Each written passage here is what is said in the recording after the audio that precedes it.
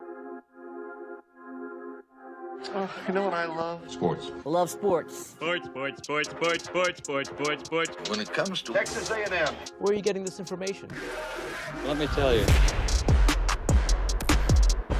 Welcome to TexAgs. I need to talk a little sports with you, Ags. David Nuno here with TexAgs Radio. Billy Liucci here on TexAgs Radio. Olin Buchanan. We will develop men, we will graduate players, and we will win championships on the field. The best way for us to win is to do it together. Do you realize everybody knows who you are right now? I think we're coming into this year with a new confidence. Schools are like, we're freaking Texas A&M, man. Like, that's about as pretty a throw-catch combo as there is. I saw the safety roll, the slot fade. I knew where I needed to put the ball. You had no other option but one hand at that point. Yeah, man, 50-50 ball, I got to come down with it. You know, if I'm betting on anybody, it's the Aggies.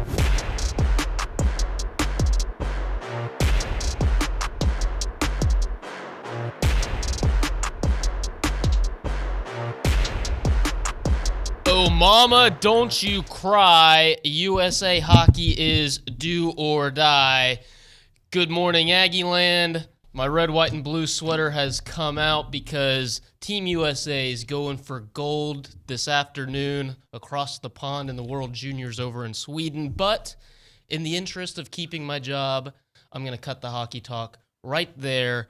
You're listening to TexAgs Radio. We welcome you in on a drizzly Friday morning here in College Station. I'm your guest host, Richard Zane. David Nuno, he'll be back on Monday.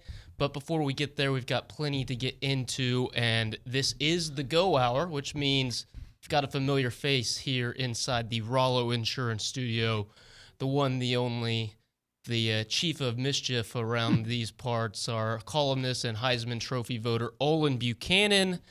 It is the Go Hour, presented by... the warehouse at CNC Creations. Look at you. You know all the live spots, like you do this every day. I think it's the first time I ever got it right.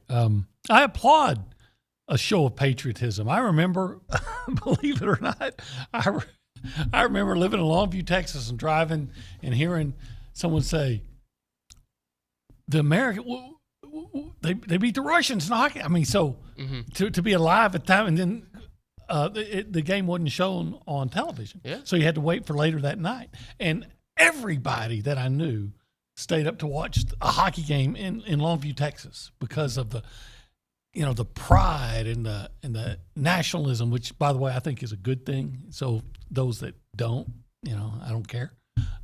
So you're showing your pride in the United States of America. And it's quite a good-looking sweater, it's too, a if I do good-looking say so sweater. myself. Yeah, I have no issue with it at all. I applaud that. Just like I wear a A&M hoodie this morning, Of course, America starts with A&M. You've said that a time or two here. And I know hockey's not your sport, nor is it the sport for a number of our listeners out there, but the best under-20 hockey players our country has to offer, trying to bring back a gold medal for our country today. So I'm all in. I'll be watching that later this afternoon, but Olin teased it a little bit ago. There's a lot more to talk about away from any ice rink in Sweden. Huge news for Texas A&M. Huge! Yesterday, a pair of commits, 2 transfer portal guys. Loving it. Nick Scorton from Purdue. You may know him during his high school recruitment as Nick Carraway. Who went far away. Yes, from Bryan, Texas. To West Lafayette, Indiana. Yeah. But now he's coming home. Yep, absolutely. He's led the Big Ten in sacks last year with 10. 15 tackles for loss.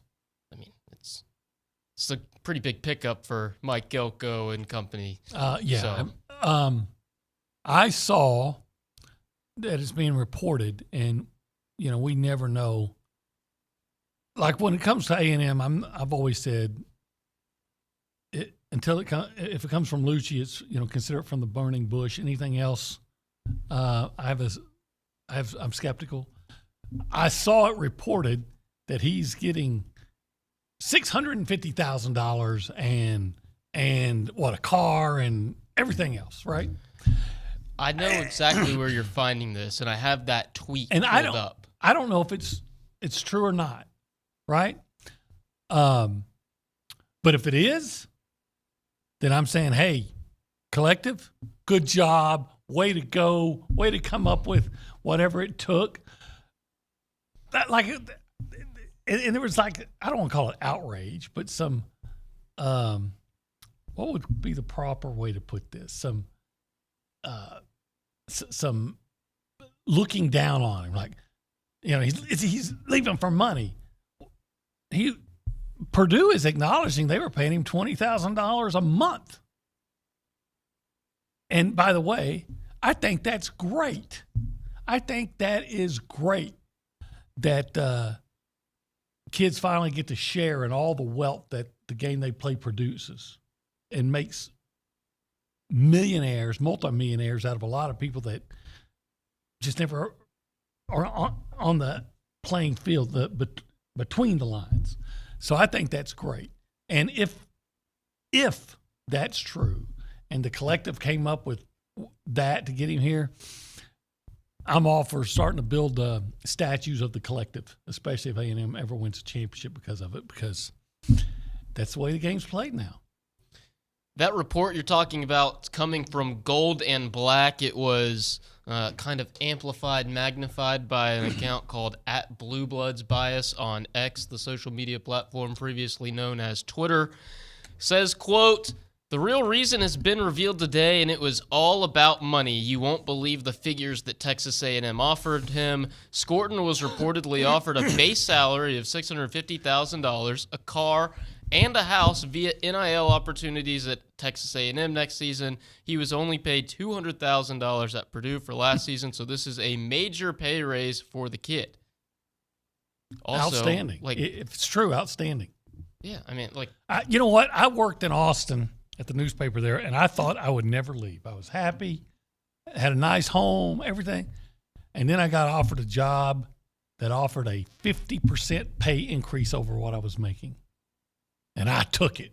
Well, you've got to I'll keep it local. The job you've got now. No, I know you say you're pretty close to retirement, but got a good gig at TexAgs. Got a great gig. Hang out with us on every morning. Okay, you're starting. I know, I'm trying to ruin it, right? You get to go to the football game. You do what you love. Your family's here, everything like that.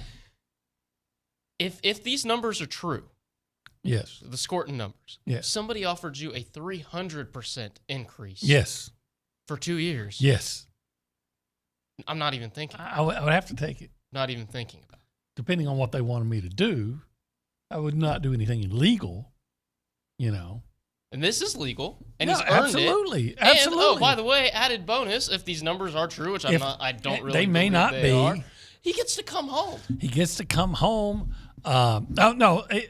Again, this is something, if the numbers are true, even if they're not really, this is something that I think A&M should embrace. Say, yeah, heck yeah, we can pay. If you can't, then just, take your broke ass into the corner and shut up. Because this is the way the game is played now. Now, I'm sure he's getting compensated handsomely if Purdue is acknowledging that they were paying $20,000 a month. Nick Scorton himself took to X and said, "This is so false," laughing emoji, "and it doesn't matter what I was paid. You ever heard of a market? I would have been paid the same wherever I went, LOL. Completely true. I agree 100%. Welcome back to Aggieland, Nick Scorton. Yes. Regardless of what he's getting paid, just go regardless of what the numbers look sacks. like, he's an all Big Ten player at Purdue.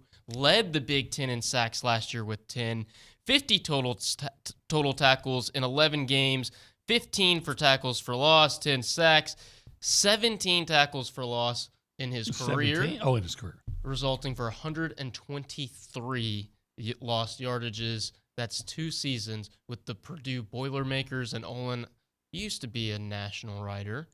I don't know for a fact if you've ever been to Ross-Ade Stadium, but I can't really imagine that place compares to what is across the street. It does not. However, I will say I was covering a game at Ross-Ade, so I got there early like I typically do. I was covering the Old Oaken Bucket against Indiana. And people say, why? Well, Drew Brees was quarterbacking Purdue. And if they win, they go to the Rose Bowl. Texas just happened to be playing a women's basketball game at Purdue that weekend. So the statesman said, hey, go up there, do a story on Drew Brees. Oh, so this was during your time with the statesman. The statesman, not even with the Not even wow. But anyway, so that's why I was there. But I remember Purdue providing an insane amount of donuts. And I remember there's these other reporters, local, and hey, whatever. Every one of them looked like Norm from Cheers. And I was fascinated. Would you be surprised if I told you I did know who or what Norm from Cheers looked like? Well, I would hope so. I mean, it's such an iconic show. Way before my time.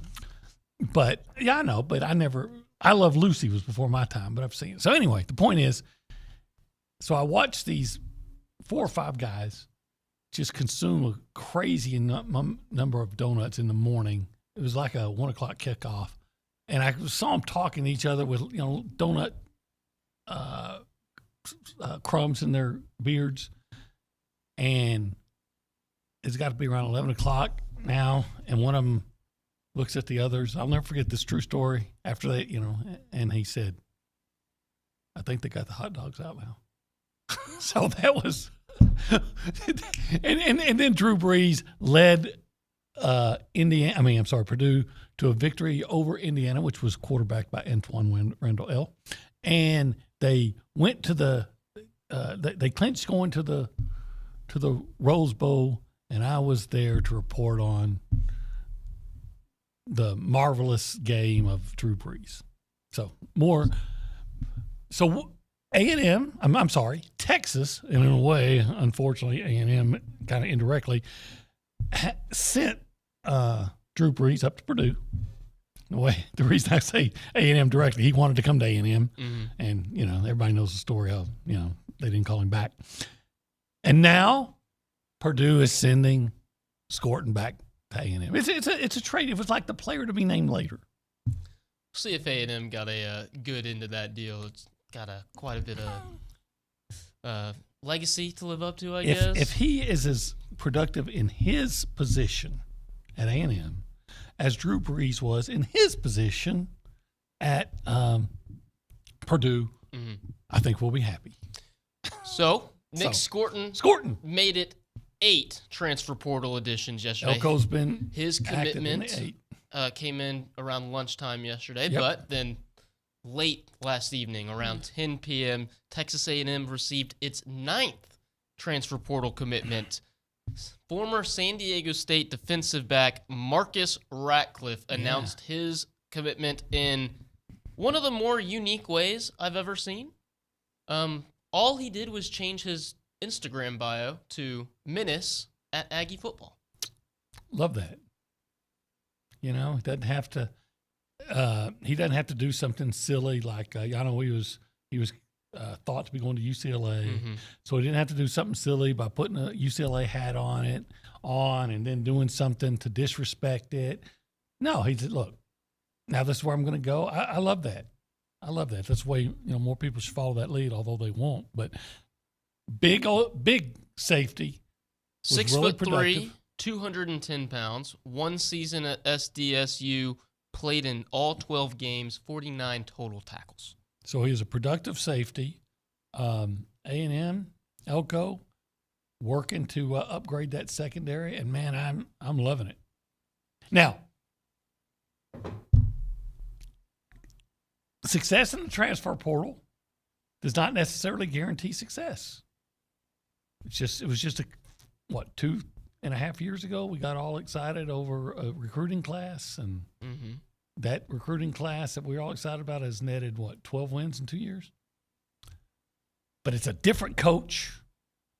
It's a different philosophy. It's a different approach. I'm loving everything that Elko's doing right now. It gives me hope and optimism for the trajectory, to use your word, trajectory of this program. You wrote as much yesterday, and there's even more reason to be hopeful and optimistic about the coming days because Olin, I don't know if you've noticed this, but each time Texas A&M gets a commit the head coach himself has been tweeting a locked emoji with a Johnny Manziel, Money Manziel gif. He tweeted it 4 times yesterday, but only 2 commitments have made themselves public. So you're saying there could be 2 more? Could be 2 more. Well, I've heard about a tight end from who's stiffing South Carolina, and I'm good with that. Yeah, we'll see who makes it known that they're headed to Aggieland in the hours, days, and weeks ahead. There's a portal push going on. Now that NIL's involved, right? And does the Johnny Manziel money sign, is it more apropos than ever, right? I guess so. Yeah. Perfect. This is Coffee Talk presented by TexAgs Coffee.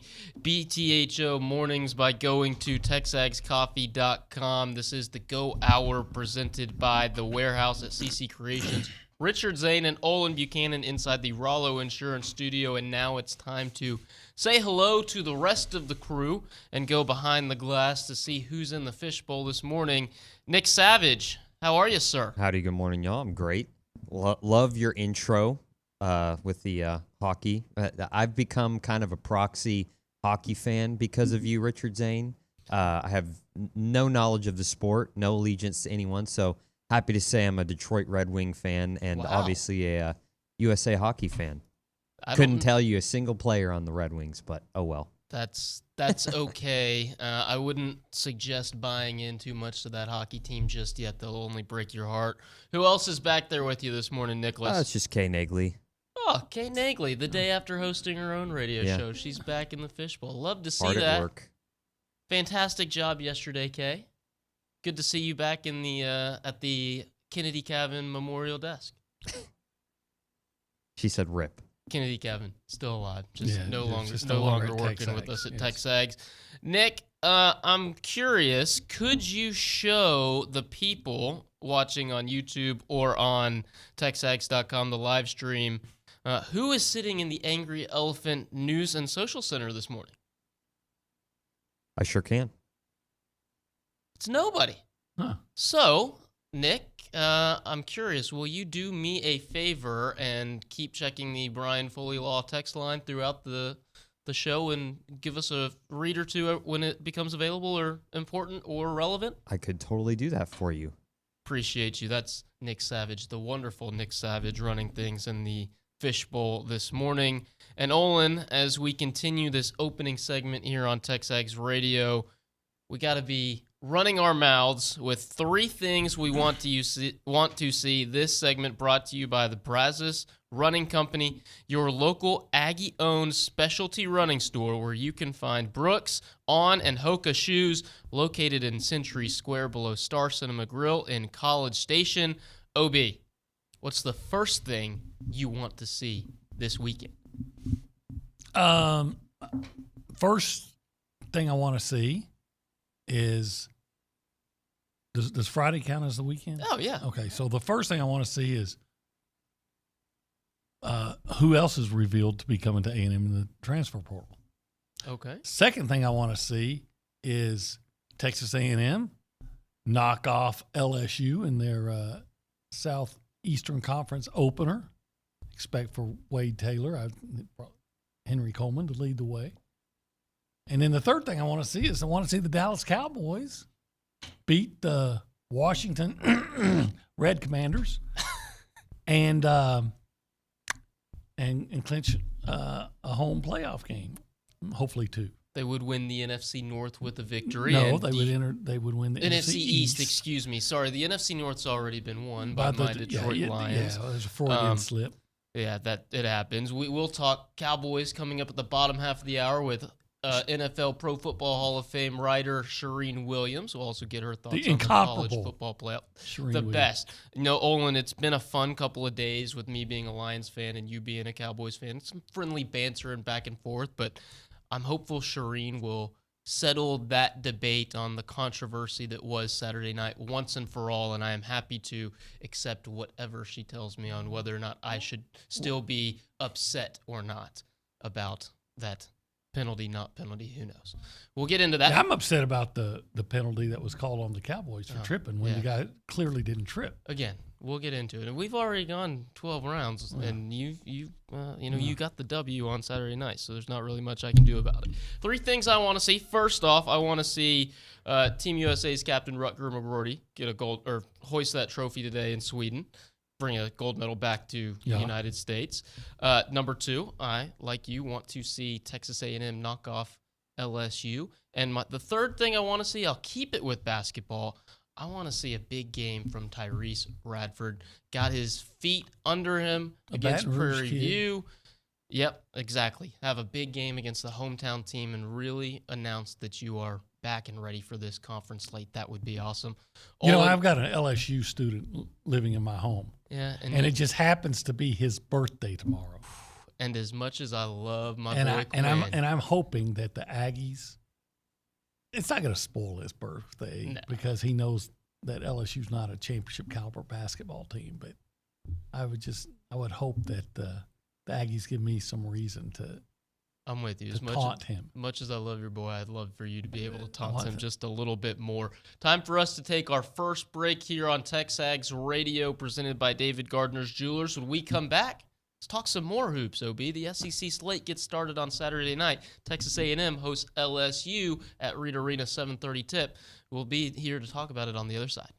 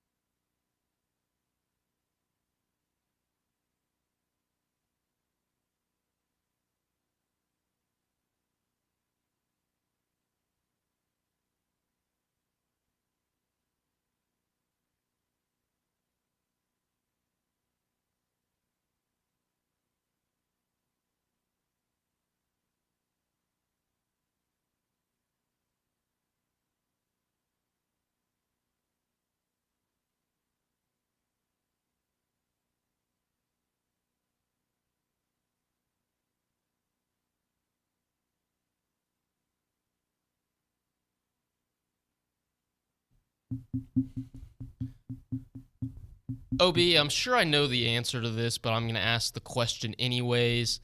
Did you ever see the movie Bull Durham? Of course. Okay. It's one of my favorites and one of the I think, one of the best I lessons. used to have the soundtrack. Really? Yeah. Yeah. Solid soundtrack. Yeah.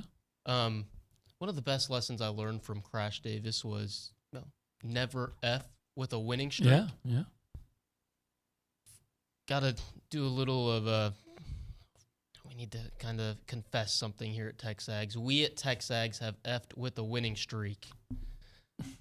Most notably, I'm going to throw two people under the bus, and I'm only doing it because they do such a wonderful job on the beat anyways. Luke Evangelos and Kay Naegeli unavailable to cover last night's women's hoops game. After 10 straight victories, Joni Taylor and company fell last night at Georgia 54-50.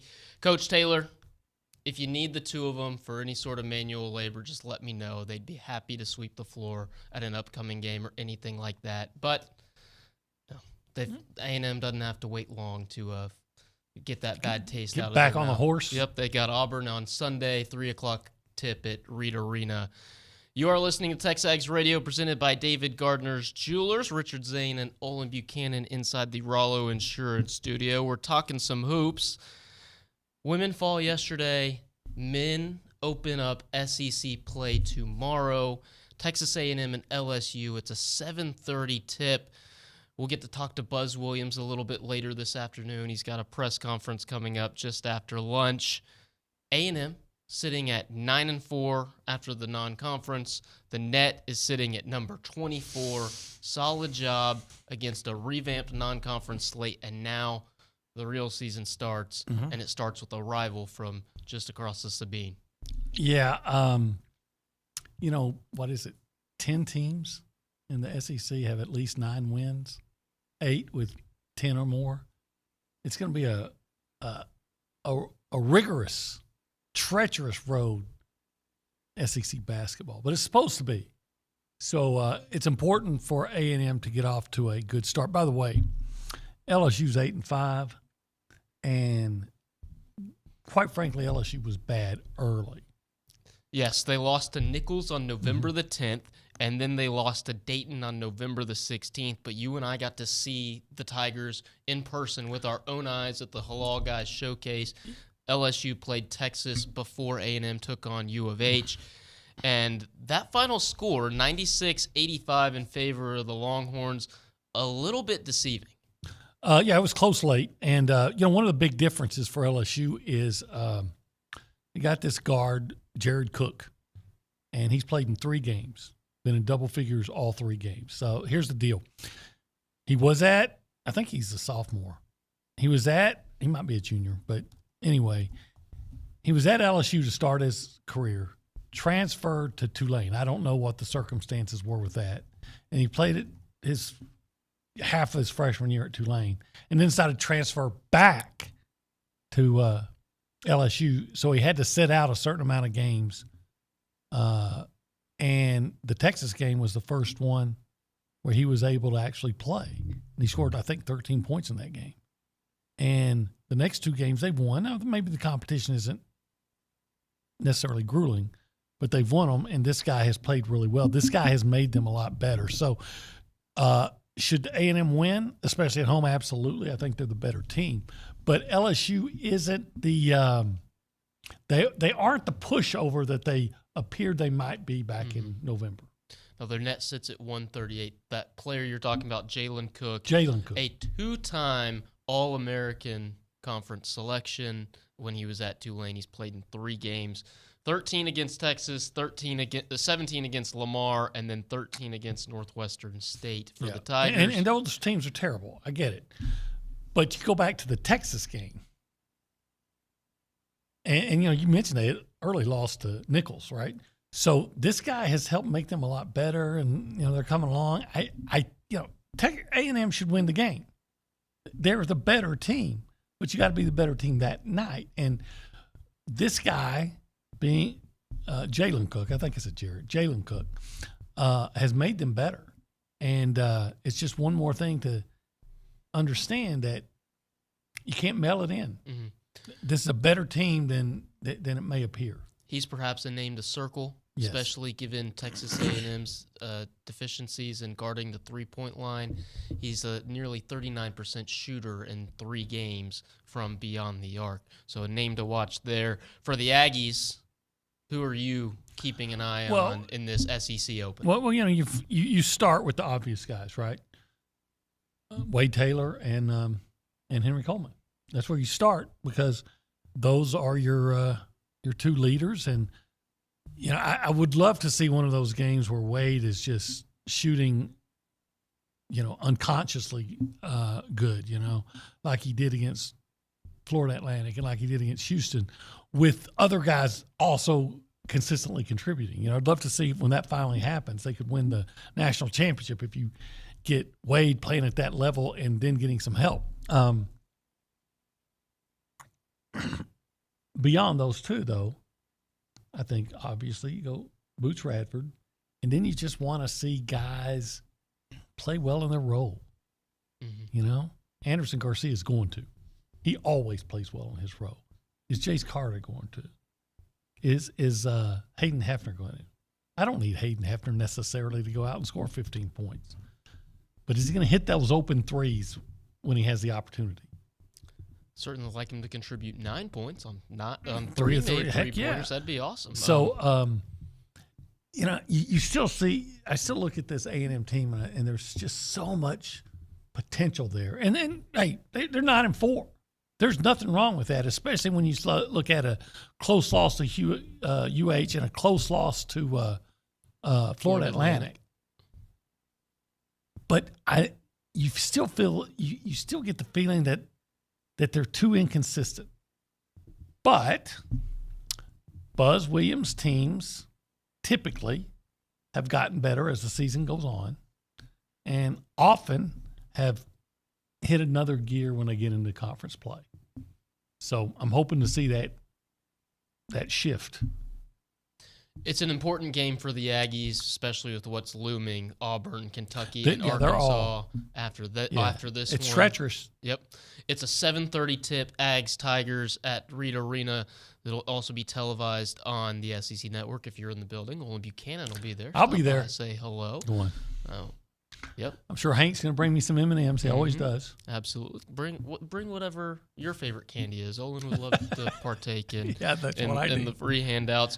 Now I need him to bring me a salad. Yeah. We've got plenty more basketball talk and perhaps more candy and salad talk coming up in the 9 o'clock hour. We'll talk to Mark French and Tom Schuberth, get their thoughts on A&M. You like French dressing on your salad? I'm more of an Italian dressing kind of guy. And then, of course, we'll get Liucci's thoughts coming up way later Italian. in the 10 o'clock. The Don himself, Billy Liucci. We'll talk to Luch in the 10 o'clock hour. But right now, hit a break. And on the other side, we'll talk to the incomparable, the GOAT, Charean Williams. You're listening to TexAgs Radio, presented by David Gardner's Jewelers.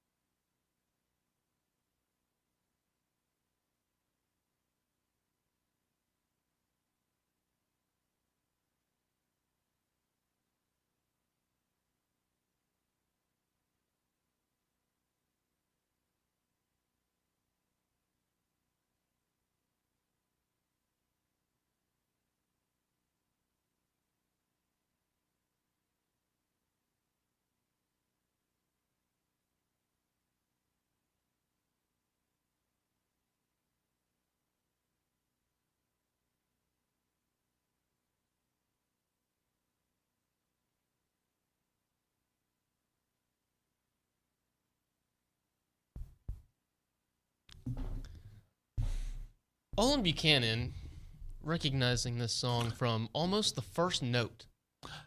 Incredible. I could be good on name that tune. Might need to test that out. Might need to make that some extra content for the TexAgs premium subscribers one of these days when things get slow. Things are not slow in the NFL right now. It's week 18. By the time we all go to sleep on Sunday night, the playoff picture will be finalized, which means it's a perfect time to go out to the Brian Foley Law Hotline and talk with the one, the only, the incomparable Charean Williams of Pro Football Talk and, of course, a Pro Football Hall of Famer. Charean, good morning and Happy New Year. Well, Happy New Year to you guys. It's fun to be on. Kind of weird to be on a Friday, but I like it. You know, the reason I call her incomparable is because I replaced her at the Eagle, and when she left to go to Orlando, Florida, and I got hate mail on a daily basis saying you don't even compare to her. She's the incomparable Charean Williams.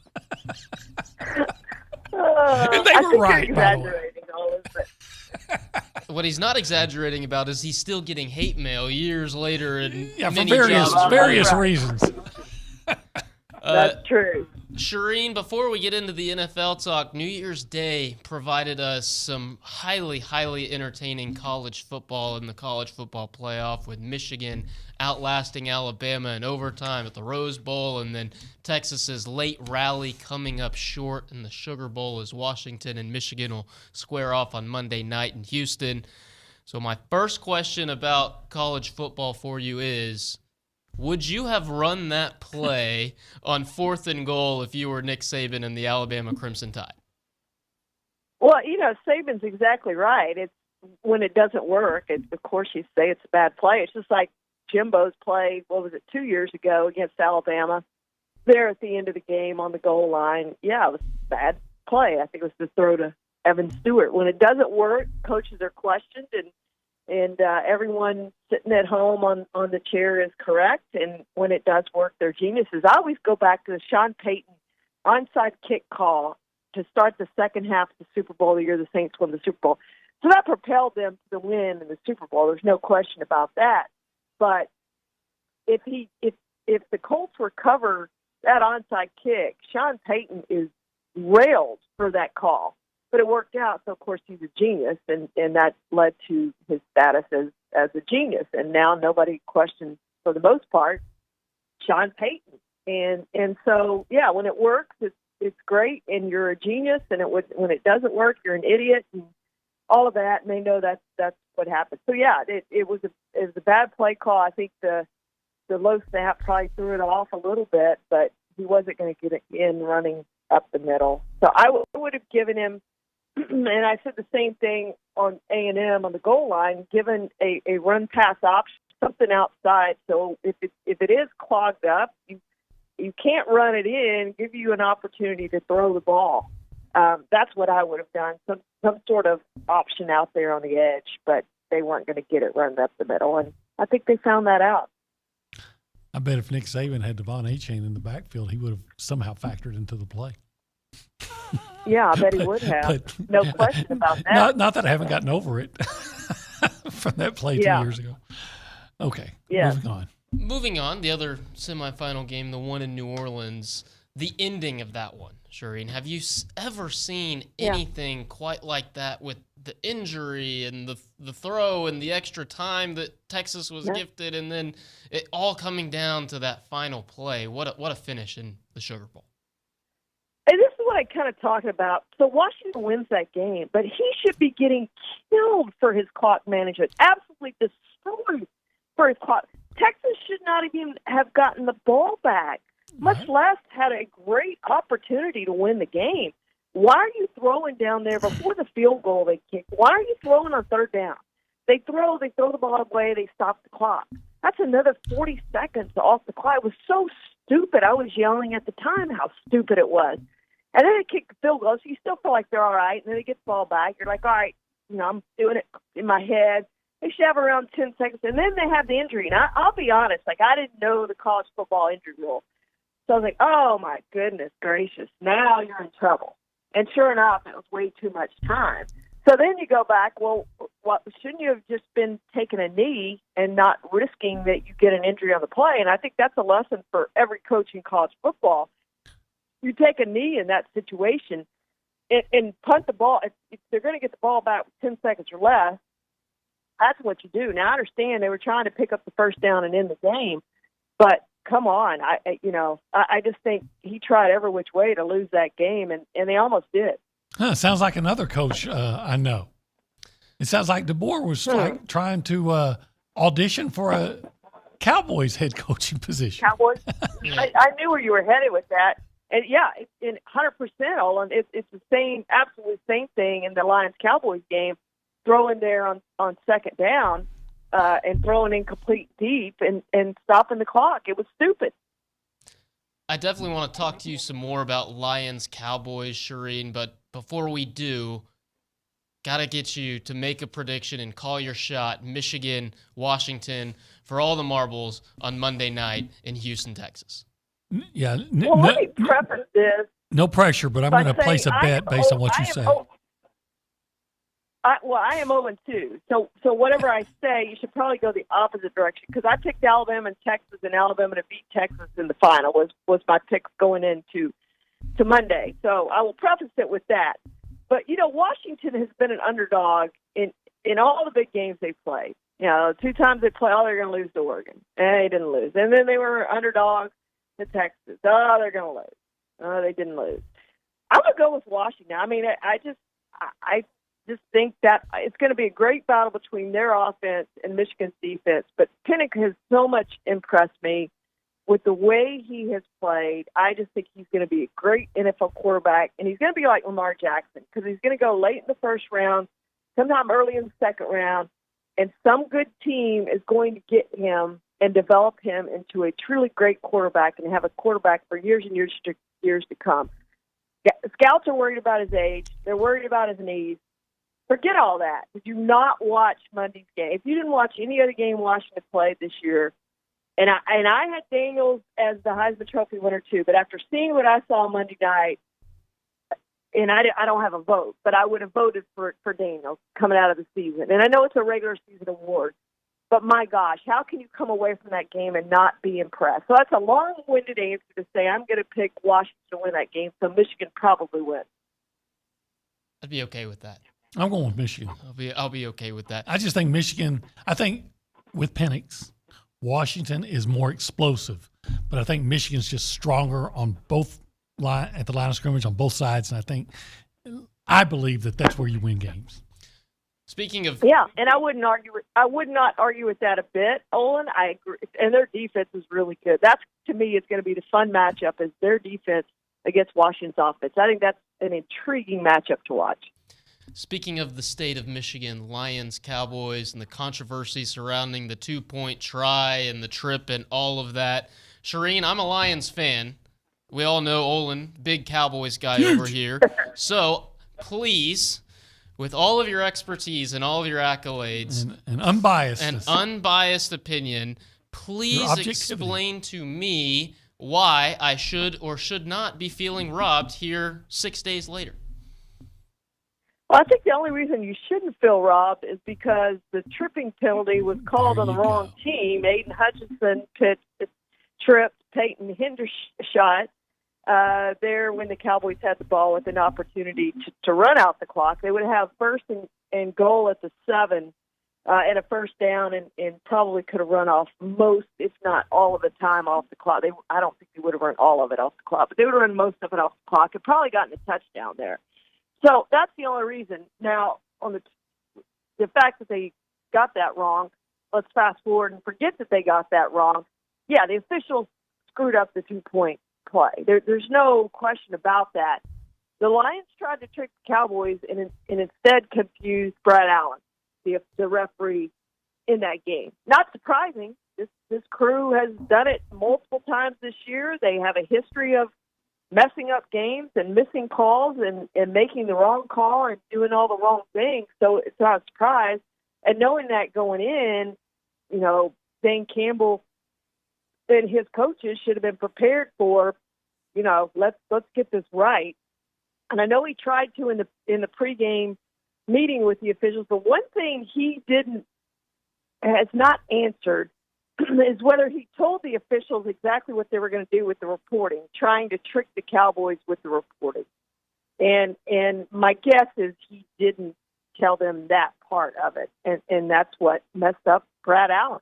So the correct player reported. Brad Allen got it messed up, but yeah, it was unfortunate for the Lions. And then, Zane was telling me after that he opted to go for it again from the 7, which I thought at that point they should have kicked the extra point and gone to overtime, but he didn't do that, obviously, and they got lucky with Micah Parsons being offsides, got another opportunity, went for it again. You don't have that many 2-point plays, especially not one from the 7. You don't. I mean, you have a small list because it feel like you're not going to go for it very many times for 2 points. So you have a very limited list of your plays, and they obviously had the one play that was going to work, probably whether the Cowboys knew who was eligible or not.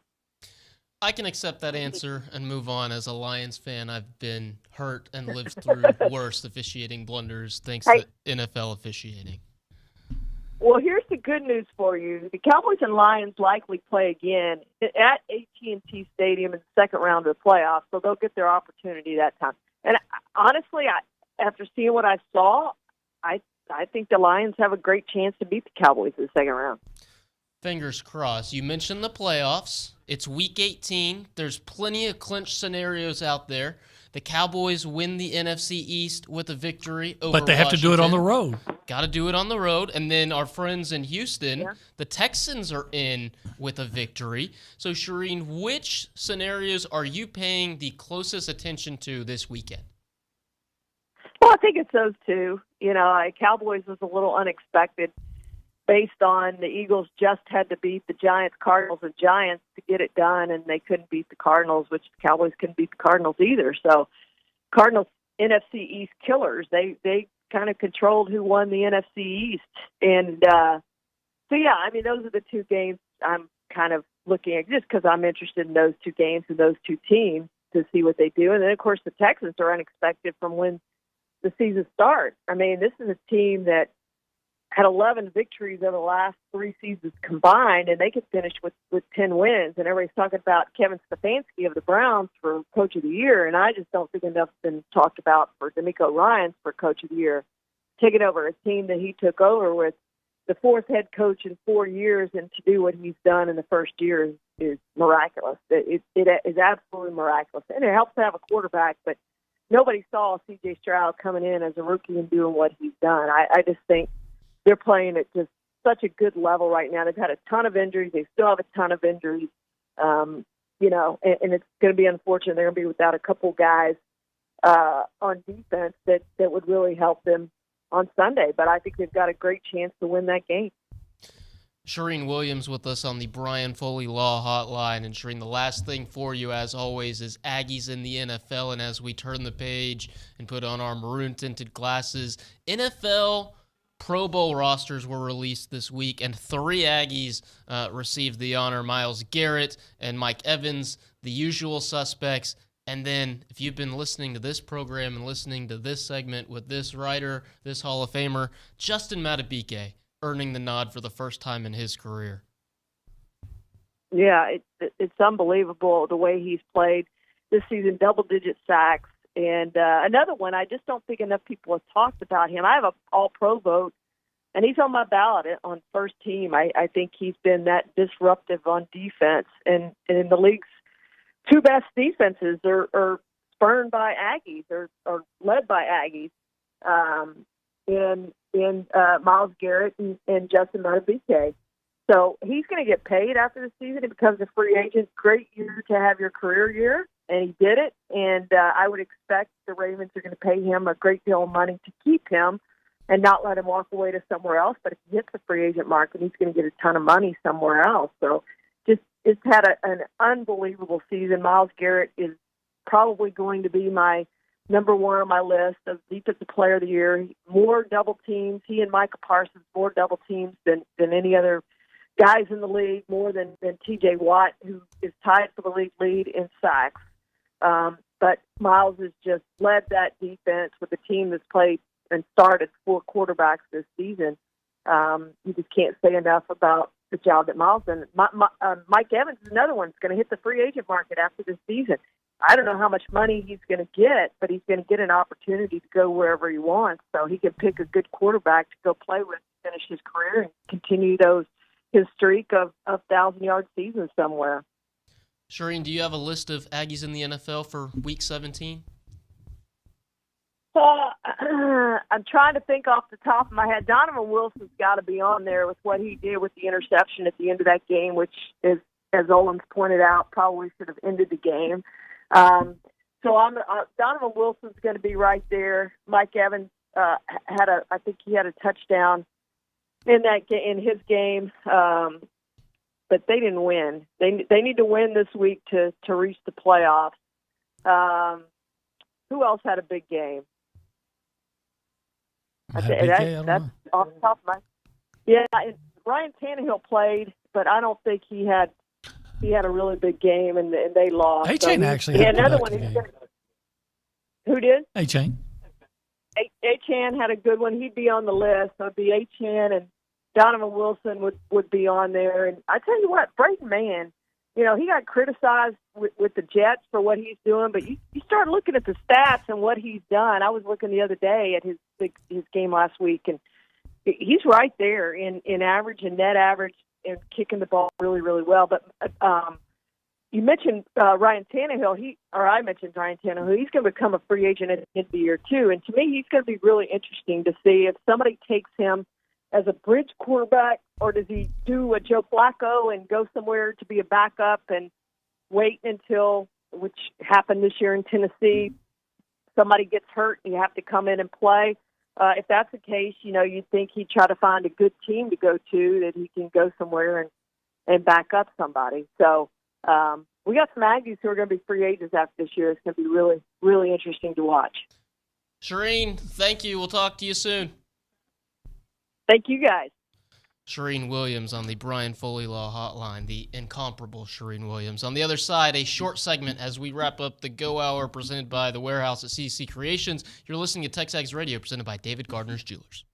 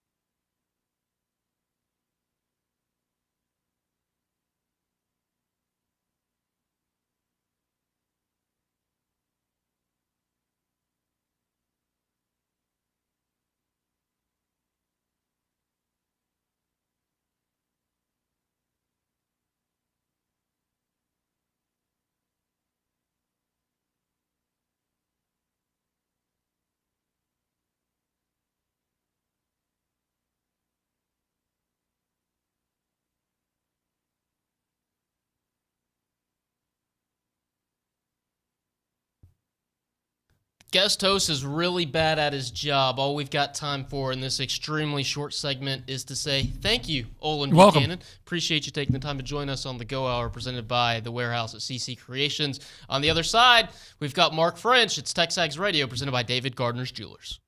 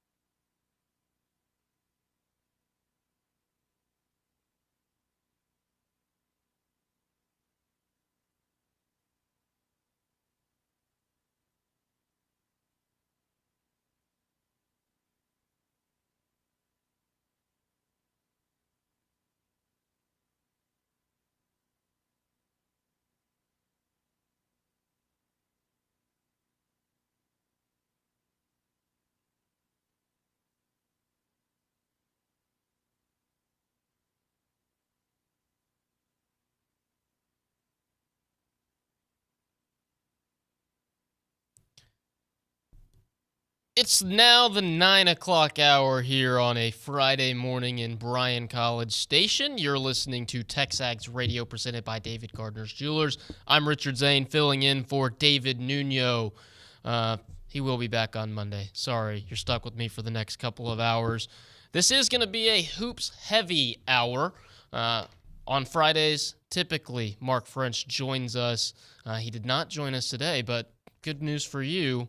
We did a pre-recorded segment with Mark earlier in the week, and then coming up at the bottom half of the hour, we'll talk to TexAgs basketball contributor correspondent Tom Schuberth as well.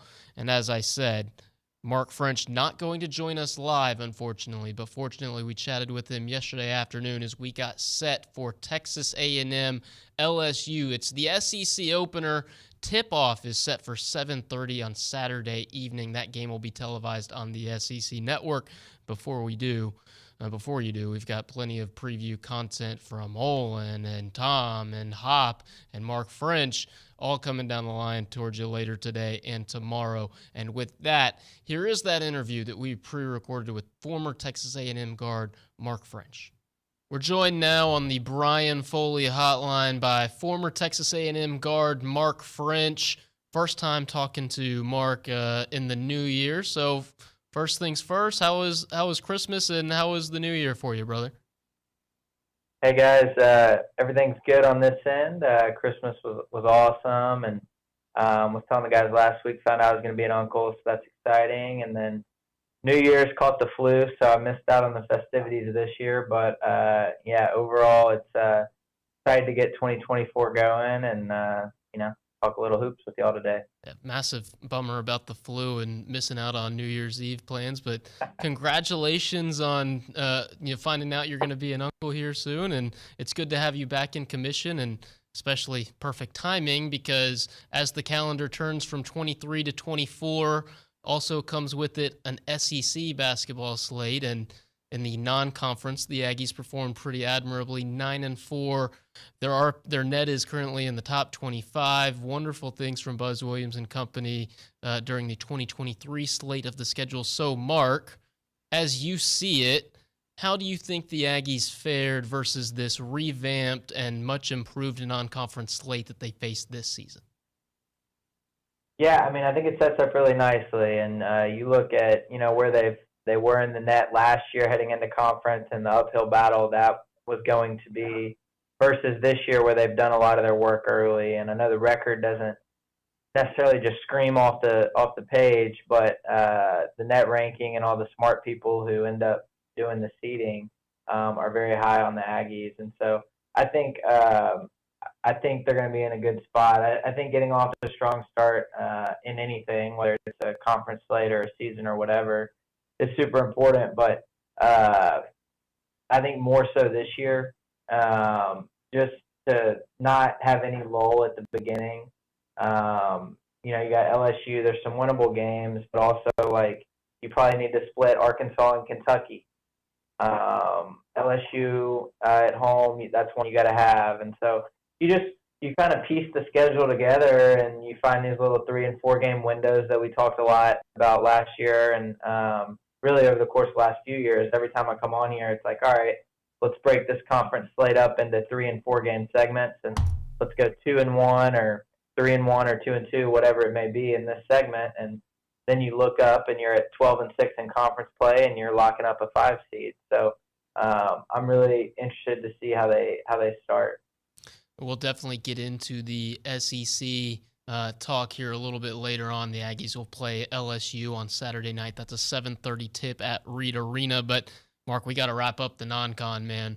As you said, the resume might not jump off the page, right? You missed out on that huge victory over Houston down at Toyota Center a couple weeks ago, and then you also fell early to a top 25 FAU team.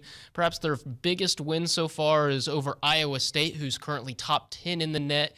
But I think the thing you said, and that is what is most important about where this team sits right now, is they didn't have a lull. They didn't have that upset against a team like Wofford. They took care of business against Prairie View recently. They just took care of business against Houston Christian. So for you, what has been most surprising about these Aggies through this non-conference run? Yeah, I think the floor has been higher, right? And you go and beat Ohio State at their place. They actually beat Rutgers last night, I believe.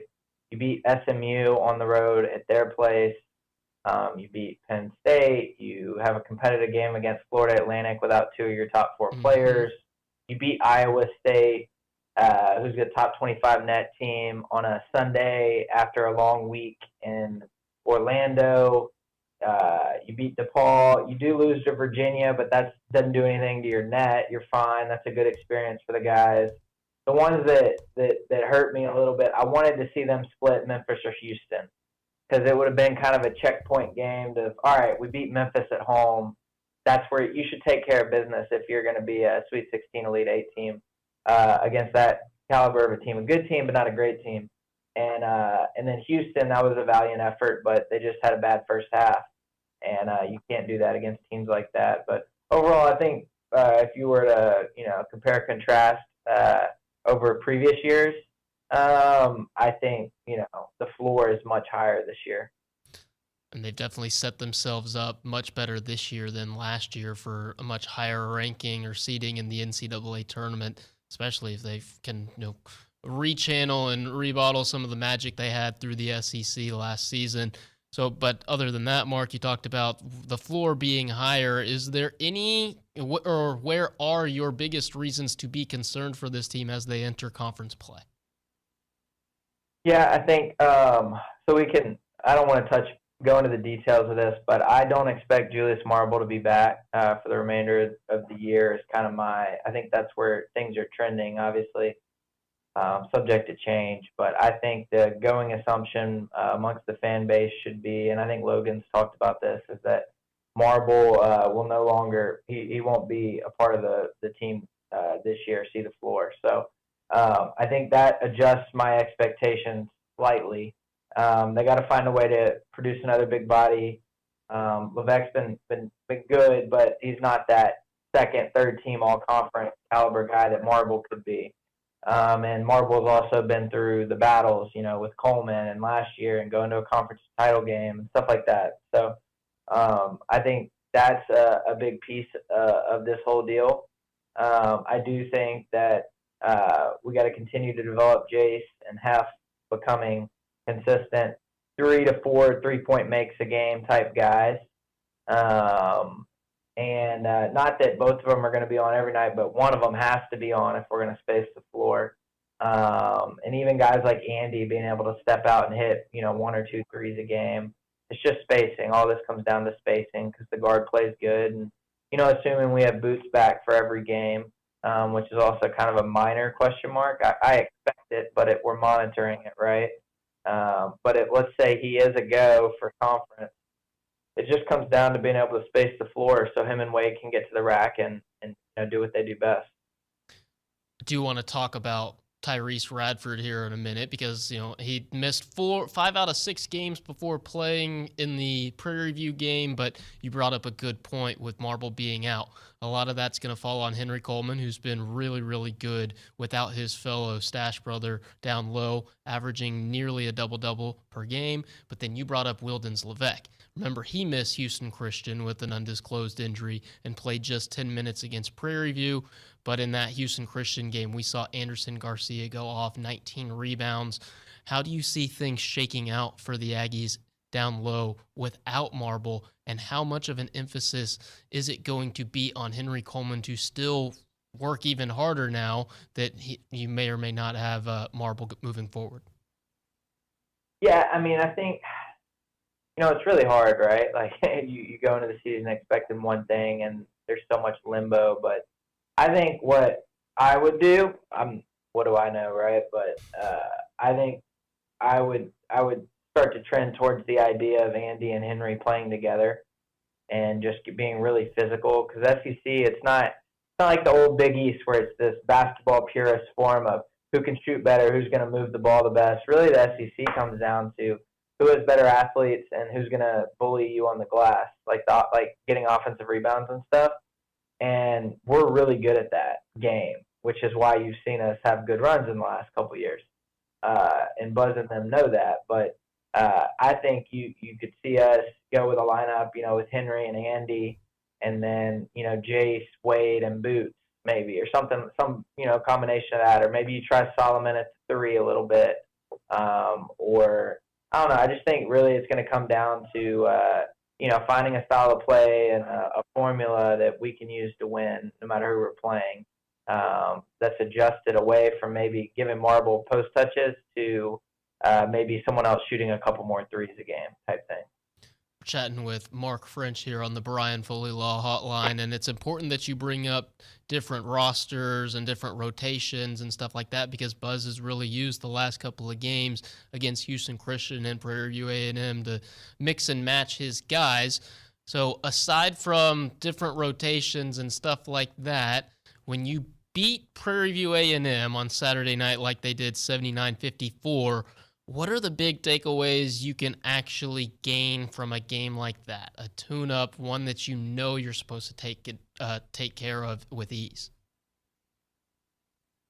Yeah, no, I mean, I think it's guys being able to just really find a rhythm, but do some little things while you're able to not be as stressed about getting the win. You know that's going to happen. So the second and third layer items that maybe you're working on in practice, but it doesn't really sink in until you do it in a game. And I look at like Boots, getting Boots back on track. He came off the bench the other night, had 11 points, 7 rebounds, 3 assists. Just getting him back into a flow after it's kind of been a choppy run for him. That's how you use those type games. Like Manny had 6 points, Solo had 3.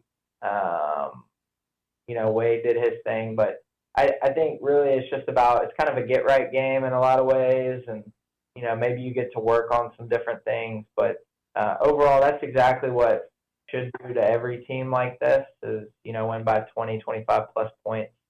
And so they took care of business, but the one thing that I was really sad, or not sad, but just alarm bells keep going off in my head when I see this number is we shot 12% from 3. We were 3 of 24. And, if this team's going to do what we think it's going to do, it's got to find a way to shoot the ball. And someone besides Wade, obviously, but even Wade was 1 of 7 from 3. Hef was 1 of 7. Eli, 0 of 3. So I think that's something that's plagued us in recent years, really since Buzz arrived even, is, having, some knockdown shooters. And so Jace Carter and Hefner, it's become crystallized to me how important those guys are in that regard. So take me through it as a player, as a coach, man. How, you said it yourself, 12% from 3 is not good enough to win games in this league most times. How do you improve that or correct it to a level that is capable or adequate enough to escape games with W's? Some of it's just running sets to get guys going. Some of it's style of play, not being reckless, being under control, letting the game come to you and not forcing things. But also, like, hey, man, like, y'all got to get in the gym. Like, it's embarrassing. Like, 3 of 24 is not acceptable at Texas A&M. And until we kind of establish that as a fan base and as a program and internally just say, hey, man, like, to do what we want to do here, if we're really serious about making deep runs in March and actually winning an SEC title, it comes down to being able to you got to be able to make threes in today's game. You think you're going to beat number 5 Tennessee or number 6 Kentucky or get into a track meet with Arkansas or Alabama and win. You're out of your mind if you think you can only make 3 threes against Prairie View and expect that to be good enough. And so that's not. I hate to be that blunt about it, but it's really, you could just about tell if the Aggies are going to win or not in conference play. I'd check that stat, and then I'd check offensive rebounds, and most of the time that'll tell the tape. So they got to get in the gym. They got to find some sort of consistency, and someone's got to step up and say, all right, you can count on me for 3 or 4 threes each night.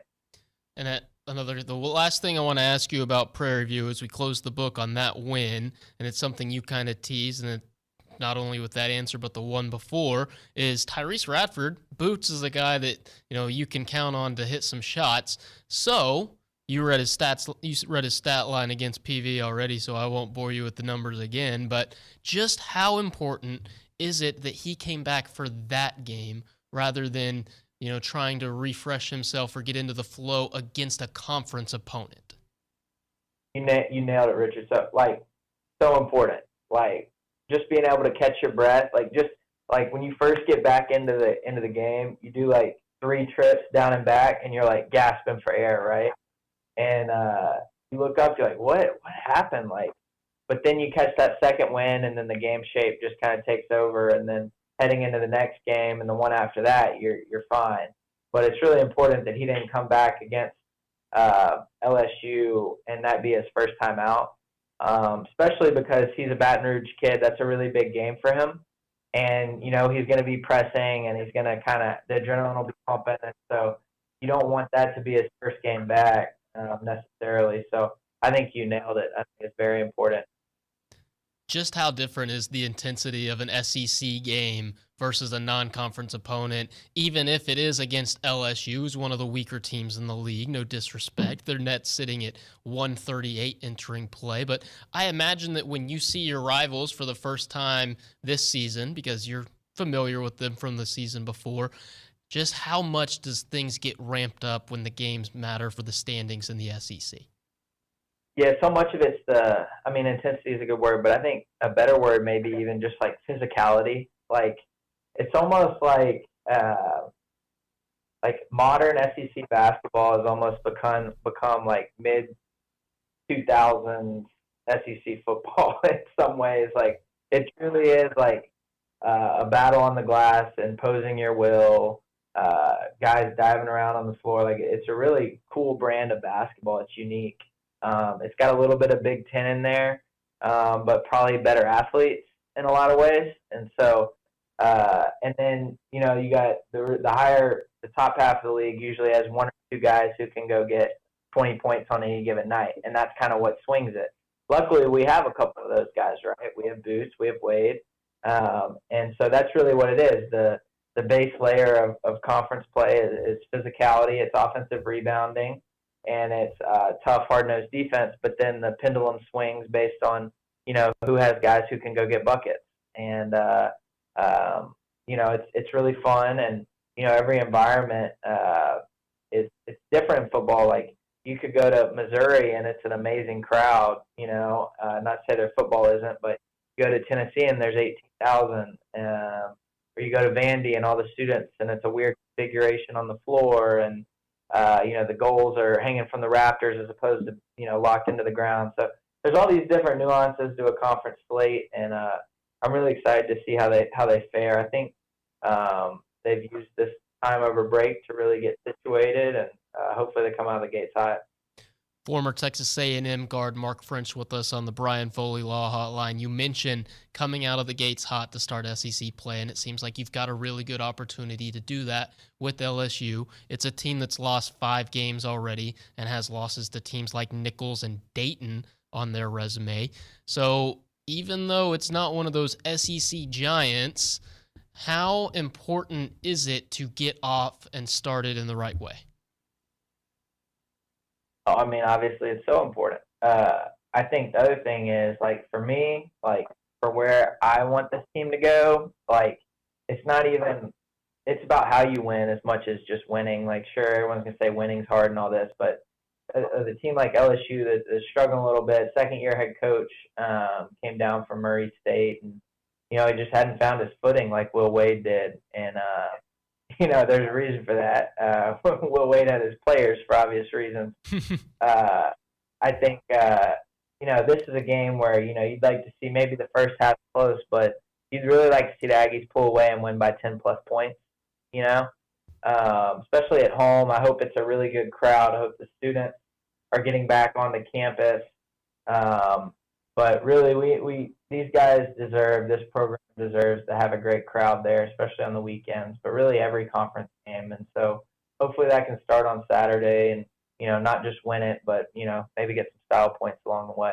Definitely can't afford a resume hit this early in SEC play. Got to take care of the ones you should win. And then going off of something you said way earlier in this interview, talking about 3-game segments. To begin SEC play, you get LSU at home, who you should win, right? Should beat the LSU Tigers with the way they are right now.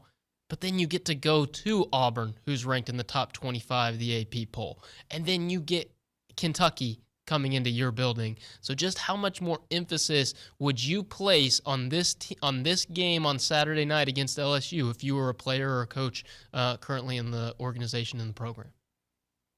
Can't drop it, because then you're playing from behind.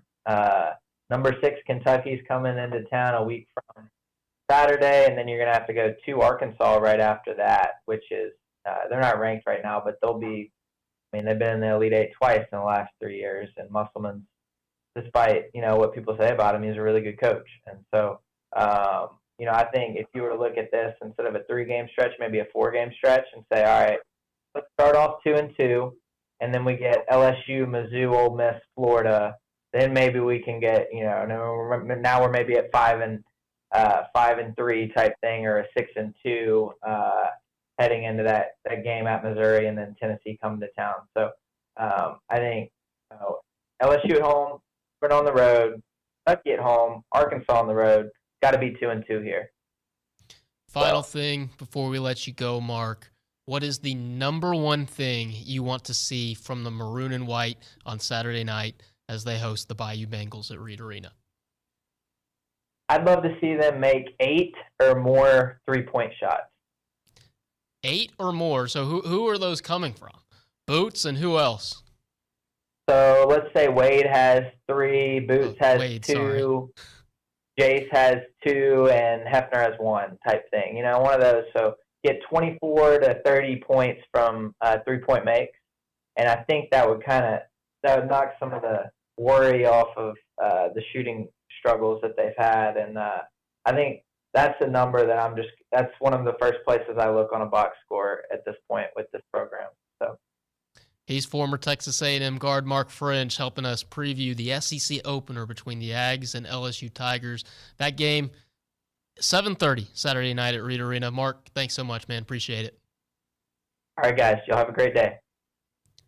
Our thanks to former Texas A&M Mark French for being so flexible and helping us pre-record that preview, as the SEC opener is just about 34 hours away from tipping off here in Aggieland, and we will certainly have more basketball talk for you at the bottom of the hour with Tom Schuberth joining me in studio. But, Nick, some breaking news about 9 minutes ago, Texas A&M has received its 3rd transfer portal commitment in the last 24 hours. This one coming from former Cal Poly defensive back Donovan Saunders. He's a 6'3", 180-pound cornerback who played 2 seasons for the Cal Poly Mustangs. That's now 3 in the last 24 hours. Nick Scorton, Marcus Ratcliffe, and now Donovan Saunders in the boat. If you are paying attention on Twitter, you will know that Mike Elko tweeted 4 locked emojis with Money Manziel GIF combinations. So 3 of the 4 have made themselves known publicly. We'll speculate on who the 4th one is a little bit later. We'll have a little bit more recruiting talk during the 10 o'clock hour when TexAgs co-owner and executive editor joins me here on TexAgs Radio. On the other side, if you're not a premium subscriber with TexAgs, we'll give you a little bit of a taste of what it's like to be a premium subscriber. We'll also pay some bills. You're listening to TexAgs Radio, presented by David Gardner's Jewelers.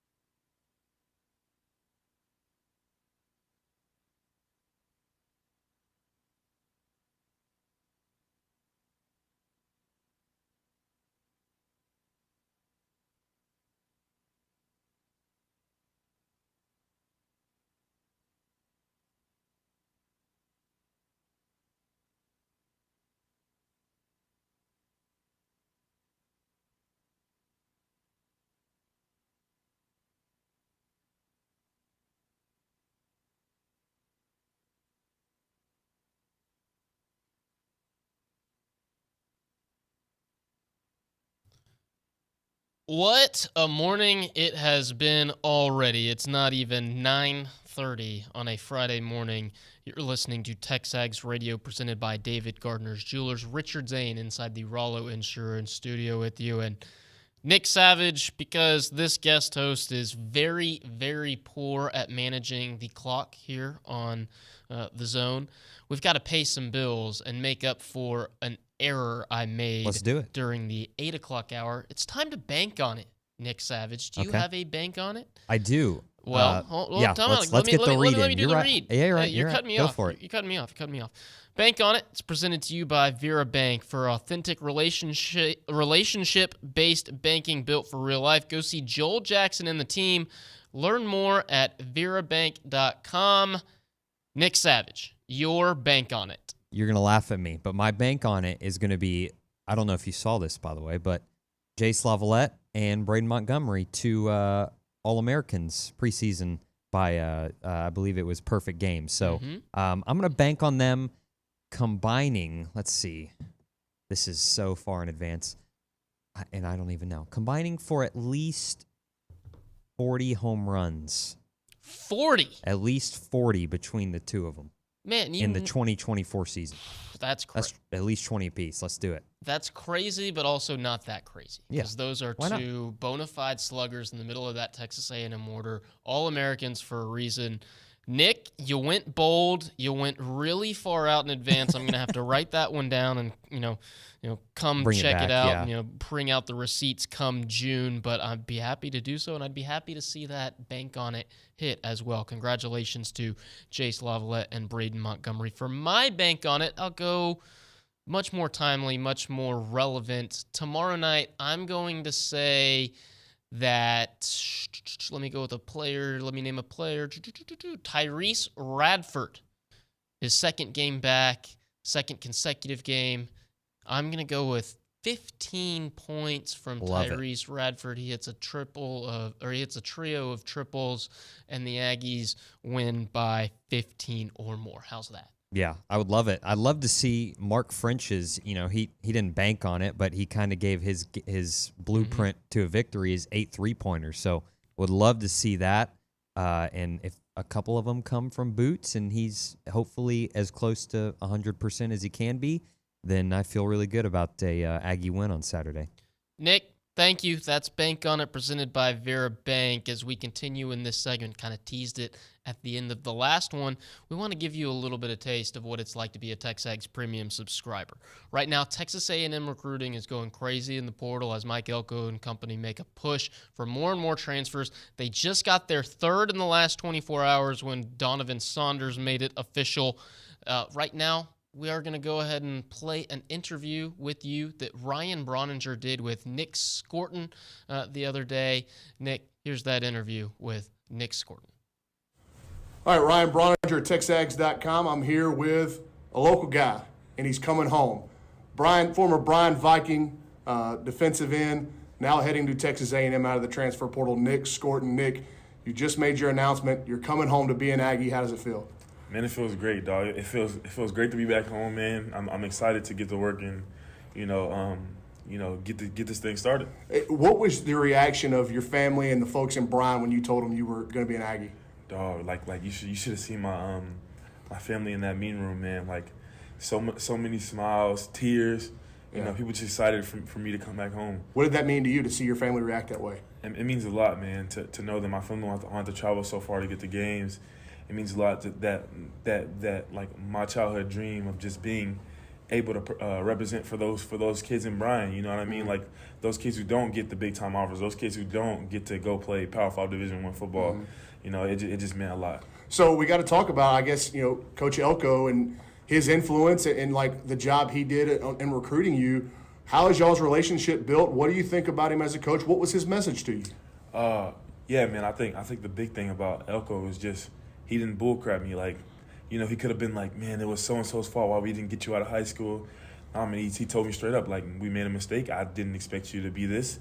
And I respected that. And, man, he just, he gave me the game plan. And I was like, man, Coach, you can get me to where I need to go, man. And I'm ready to get to work. And Coach Bateman You got to talk to him a little bit. What did he say? How he plans to use you in the defense?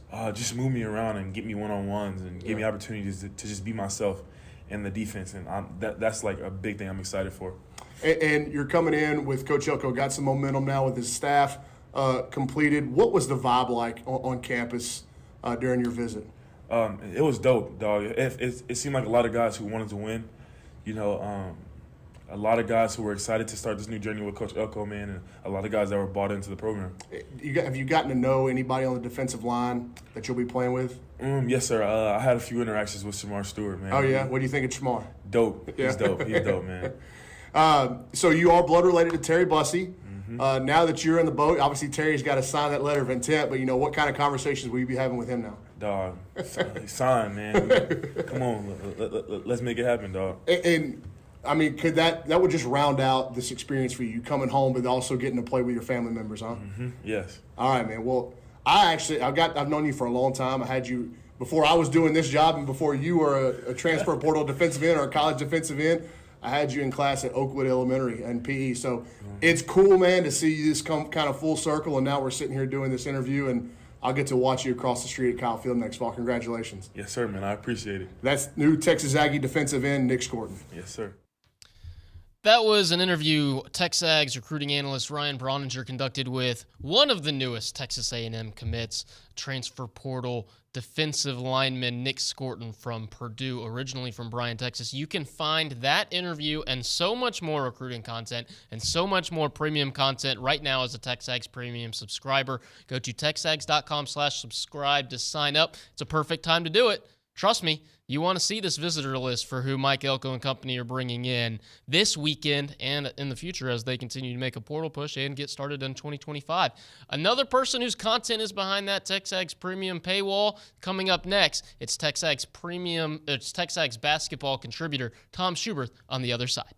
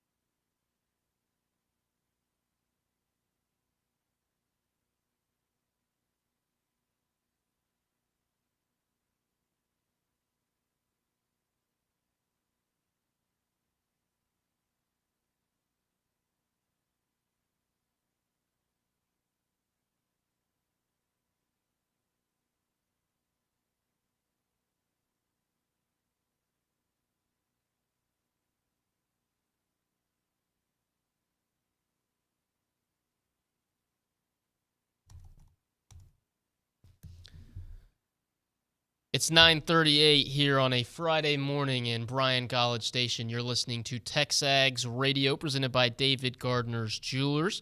I'm Richard Zane inside the Rollo Insured Studio, and now it's time to focus our attention again on some fighting Texas Aggie basketball. TexAgs basketball contributor and correspondent Tom Schuberth joining me in studio this morning. And Coach, the SEC schedule's finally here. It's an important game for the Aggies with what they've got coming up later on in the next couple weeks with teams like Auburn and Kentucky and Arkansas coming up.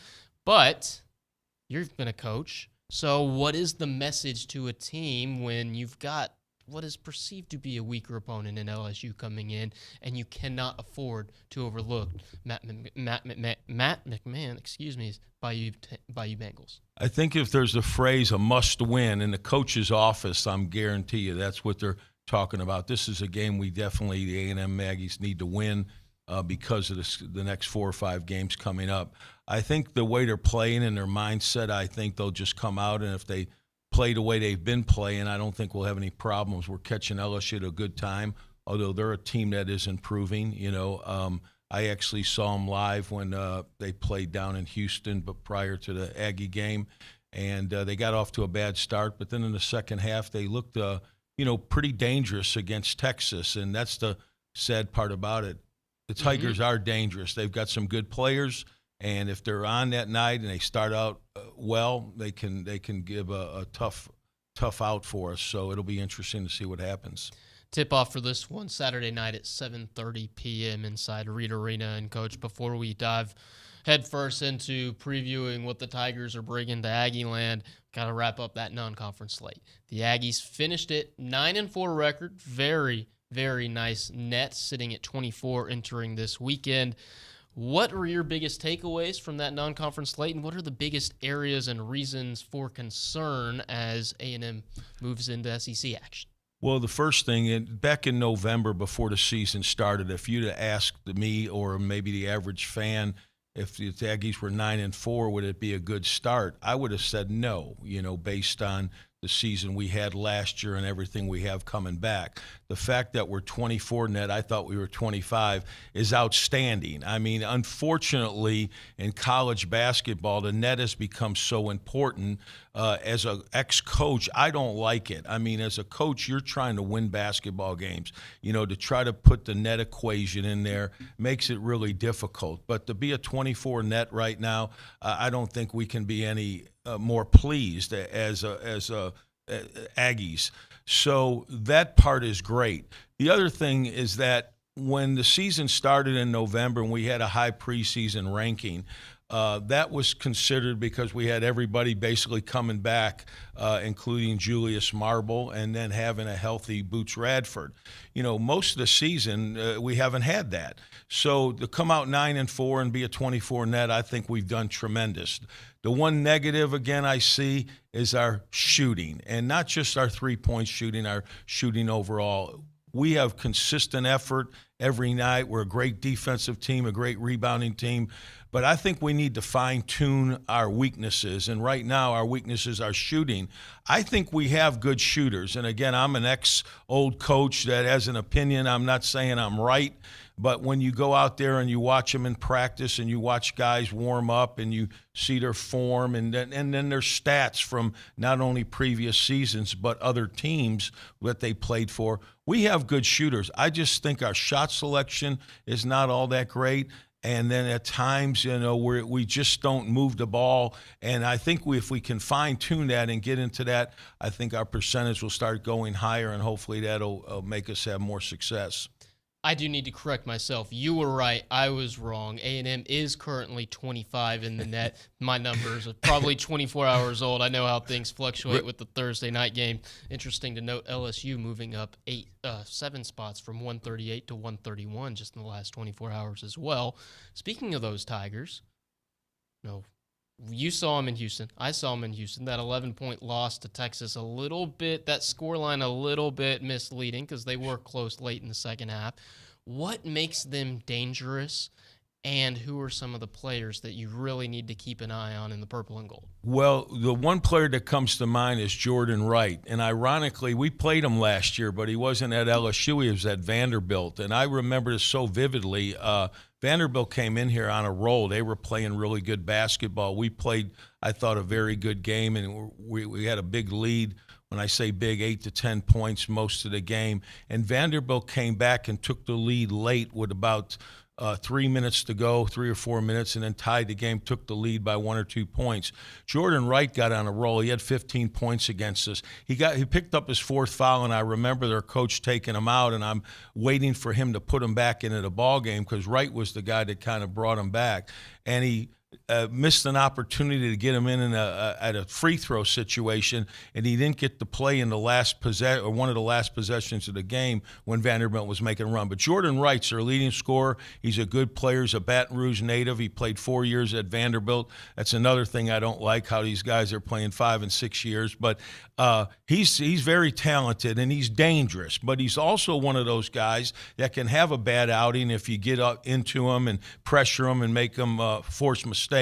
So he's the one guy I would focus on. I hope we can contain him. And then, of course, they've got some size in Will Baker to transfer from Texas and Nevada. He's a dangerous player. 7 foot, he can score. He runs the floor well. I hope we don't allow him to have a big game. But the bottom line is I think we're a much better basketball team. I think we play harder than the Tigers. And I think if we come out and just play consistent effort, and I think our players know this is a must-win. We've got to come out and give great effort. Just for some statistics, some numbers to go with the names. Jordan Wright, 6'6", 230-pound guard, averaging 14.6 points per game. And you said it, Will Baker. He's a 7-footer. I'm not sure the Aggies have size to match up with him down low tomorrow night. He's averaging 12.5 per game in his first year in Baton Rouge as well. Sure. The thing that LSU's probably talking about, too, this is a way to turn a kind of a mediocre season of theirs into an outstanding season by getting off to a good start in SEC play. If you recall last year, we kind of had the season LSU is having in the non-conference, and we went down to Florida last year and had a huge, first game road win. And to me, that kind of set the stage for our season. I'm sure LSU's talking about that same thing. If they can come in here and upset us and get a road win, it may spur them on to maybe have a good enough run in the league where they could be a tournament team. They have the talent. I just don't think they have an identity at this time. And again, as a ex-coach, I look at those sorts of things. I don't necessarily look at the players, but I try to see, are they playing with a certain chemistry? Do they make the extra pass? Do they play hard? Is their pace good? And things like that. Sometimes I'm right, sometimes I'm wrong, but you can usually watch early season and tell whether a team's going to have a good year or not. Just a couple minutes left with TexAgs basketball correspondent Tom Schuberth here inside the Rollo Insurance Studio. Coach, it's important to get off on the right foot. We've talked about it. It's a must-win. You've used those words, must-win. So what is your number one key to victory for the Maroon and White in tomorrow night's ballgame? Well, I would go back to what we do well, and I think we're going to do those things well every game. Rebounding and defense, that's a given. I mean, I've never worried about that. I hope that our shot selection improves and that we're able to score and we don't make it a 2-minute game. If LSU, most teams when they come on the road, they try to make it a 5-minute game. You play well for 35 minutes, you're within striking distance, and then hopefully you get the breaks.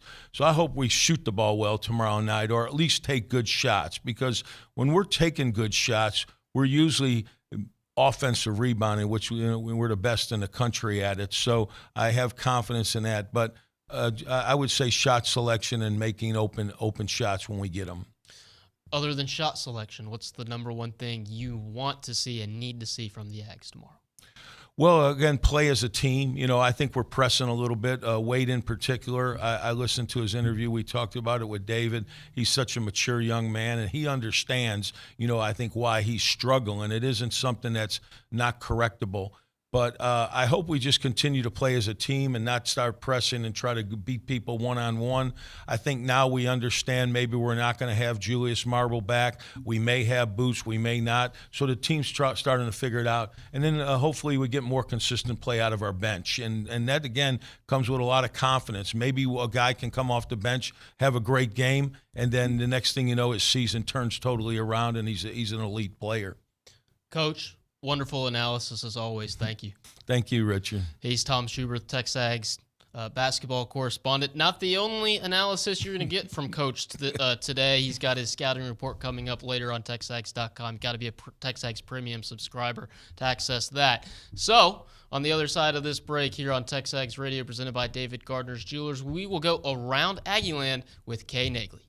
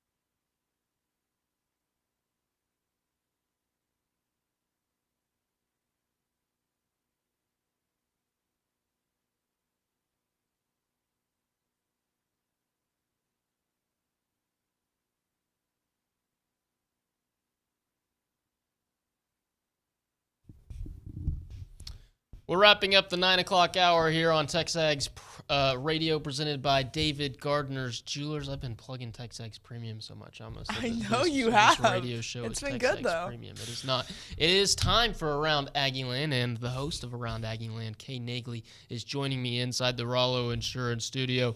As always, Around Aggieland is presented by Normandy State Bank. Normandy State Bank for rock-solid banking. Visit their website at normandystatebank.com. Kaylin, go. Oh boy, you're pulling out the full name. That is not full name. I okay, could text. Kaylin, I could. The audience doesn't know that. I could reach out to certain people. I don't want to say like usernames and out them, right? For the parents? middle name and really go full name. We'll just stick with Kaylin right now. Yeah. Anyways, let's jump right in. So Mike Elko and company have picked up not one, not two, but three as of 30 minutes ago. Transfers as former Purdue defensive lineman Nick Scorton, San Diego State defensive back Marcus Ratcliffe, and then Cal Poly defensive back Donovan Saunders announced their intentions to come to A&M. Scorton, as we know, has been one of the best defensive linemen in the Big Ten for the past 2 years. That's a really exciting get from Mike Elko, as well as Ratcliffe actually flipped his verbal pledge from UCLA to the Aggies, and then Saunders as well flipped from TCU to the Aggies. So Mike Elko doing a little bit of flipping. How about that in January as well? You pulled out your LeBron James, not one, not two, not three. How about this? Mike Elko has tweeted that locked emoji not one, not two, not three, but 4 times. Another one on the way. Maybe another one on the way. We'll see who it could be. By the way, that tweet that he's doing is probably I just feel like it brings so much excitement to the fan base just to have the little Twitter notification, or if you have your notifications on for him, it's just like a little ooh, what's happening this time? Just as an Aggie fan, it's been really refreshing to see. So hopefully they continue on that front, and the transfer portal just killing it. As well, per Texas Aggies United, this was just announced, Jacoby Matthews will be running it back. Unfortunately, this is news now, unfortunately, with all the transfers. You saw the Jacoby Matthews one? I only saw Jacoby. Is someone else? Amari Daniels as well, just moments before you sat down at this desk. Wow, okay, so I'm just not with the basis anymore. No, you are with it. The news cycle is just that insane. It's just rapidly coming in. We're getting stuff pretty much every minute, it seems like, at this point. So, Jacoby Matthews and Amari Daniels, heck of 2 guys to have back. On the basketball front, Texas A&M will kick off SEC play hosting LSU. You just had some great interviews talking about those that matchup on Saturday at 7:30 p.m. tip that will come after pretty successful non-conference slate. So either head to Arena or catch all the action on SEC Network. Unfortunately, apparently me and Luke did screw up with winning streak, as we have been covering women's basketball all season, but I could unfortunately not last night. Don't bring in the B team. Don't make Richard Zane do it. Don't make Richard Zane do hoops. Bad things happen. Unfortunately, Joni Taylor's squad did end a 10-game winning streak last night. They nearly completed a comeback before falling to Georgia, Joni's old squad, in Thursday's SEC opener, 54-50, and they will Auburn will come to College Station on Sunday. Hopefully they can redeem themselves there. That's Around Aggieland, presented by Norman G. State Bank. Kaylin Rose, thank you so much. On the other side, the man you're really here to hear from, the Don himself, Billy Liucci, TexAgs co-owner and executive editor, will be joining us to talk recruiting, transfer portal, hoops, you name it. We've got an action-packed hour for you on the other side. Don't go anywhere. You are listening to TexAgs Radio, presented by David Gardner's Jewelers.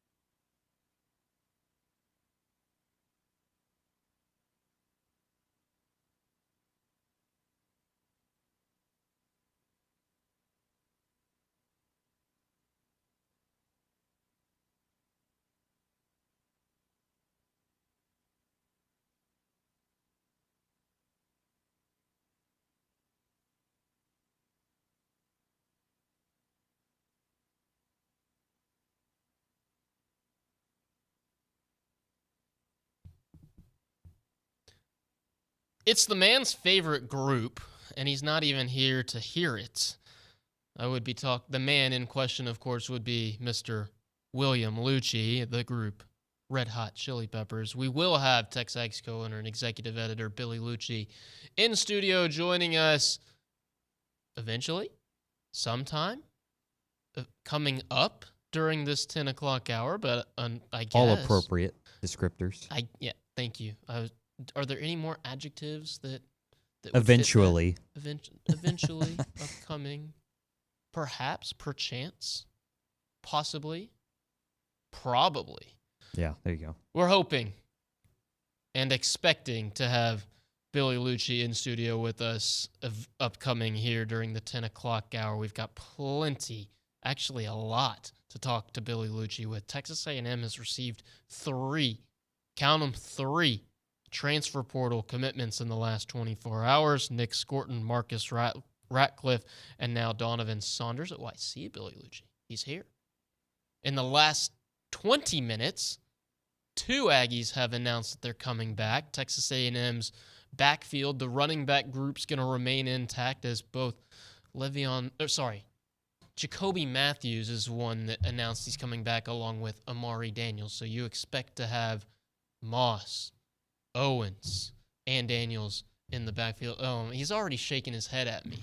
What have I done? What have I done now? What has he done? What have I done? I'm assuming that's some kind of USA hockey. What gave it away? Oh, I didn't see the USA. I just saw the red, white, and blue. Yes, the World Juniors gold medal game is today.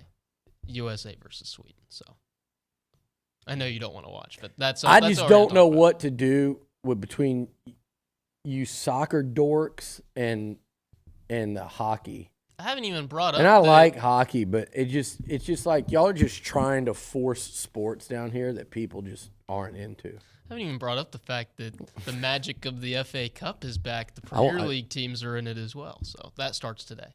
Tottenham plays at like 2 o'clock. They say it's magical. It can be. Do you know what it is? I would like to see Houston get a hockey team. Let's leave it at that and move on. I don't care about the FA or BC Cup, any of it. Moving on. The only time I've been to I've actually been to a couple of soccer matches, but I can't get into overseas sports. Gotcha. Am I going to start watching highlight or cricket next? No. I've seen the cricket highlights. They're pretty talented, but no. You know what else is wild? What? This recruiting portal push that Mike Elko, that segue? 3 of them. 3 commits in the last 24 hours. 1 in the last, hour or so? Yeah, last 50 minutes, something like that. And then the 2 guys that have announced via Texas Aggies United that they're locked in. So that's now 10 portal commitments. Nick Scorton was 8. Marcus Ratcliffe last night was 9. And this morning, Donovan Saunders made it an even 10, reaching double digits for Elko and company. And Elko's tweeted that locked emoji 4 times. So suffice to say, they're not done yet in the portal.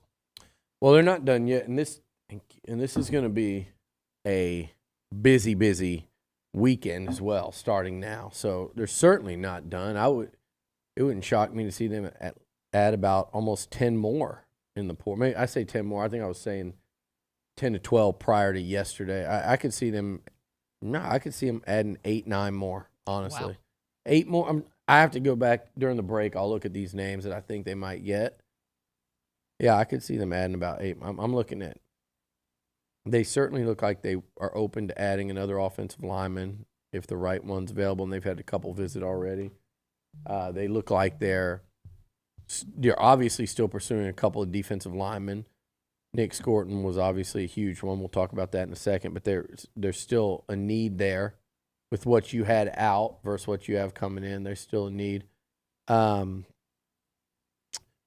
think they're good at tight end. Now, they still need to continue to add corners.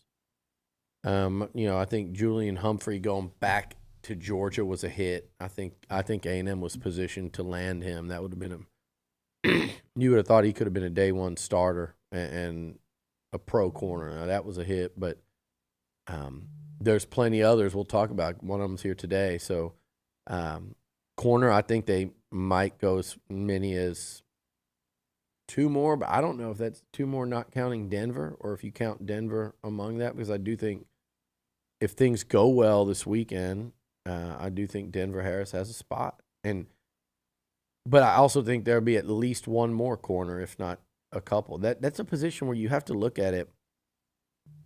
If you're Mike Elko and you watch that bowl game and you watch tape and you go, we got Javon Thomas, Bravion Rogers, and Sam McCall and Bobby Taylor, who still hadn't played, and that's pretty much it. That's it scholarship-wise. You can't go into a college football season like that. Plus, I don't think you don't have any good tape on those guys yet because they were all so young. They were playing college football for the first time. They were thrown on the road against Ole Miss. They were thrown out there against LSU late. So you don't have, like, good, successful tape, Zane, to look at. And when you don't, then it's difficult to sit there and go, okay, we're good with this. We're going to go all in with this, especially when you didn't recruit them. Other than Bobby, Elko and Ish weren't here when those guys were recruited. So it's tough to look at that group and go, okay, we're good. We're riding into an SEC season with that, a vital SEC season that's going to factor so much into how your early momentum goes. So I think you're going to see them load up and see who comes out as the best 2, who comes out as the best 4. But I love what they're doing all over that defense. I still think there's a need for a linebacker or 2. And they absolutely need receivers. And you mentioned Amari Daniels coming back. That's running back number 3. That's kind of locked in. They need more than 3 running backs entering a college football season. That would be actual insanity.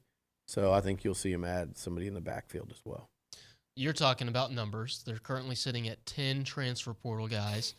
7 of those commitments are on the defensive side of the ball. And how many of them are scholarship, too? Because if I'm not mistaken, I saw a couple on there that were PWOs, and that does matter. I believe the 10 we're counting are scholarship. I don't think that's true. Really? Okay. Not what was on that graphic, but it's whatever. So anyway, there are more than 10 on that graphic. Okay, well, there you go. So 10, there's 12 on that graphic, which would explain I saw 2 PWOs on there. So, which, by the way, when one of your PWOs is Wesley Watson, and he was a scholarship guy at Kansas State, also had offers from a lot of places, but SMU, Colorado, those are spots that he was committed to.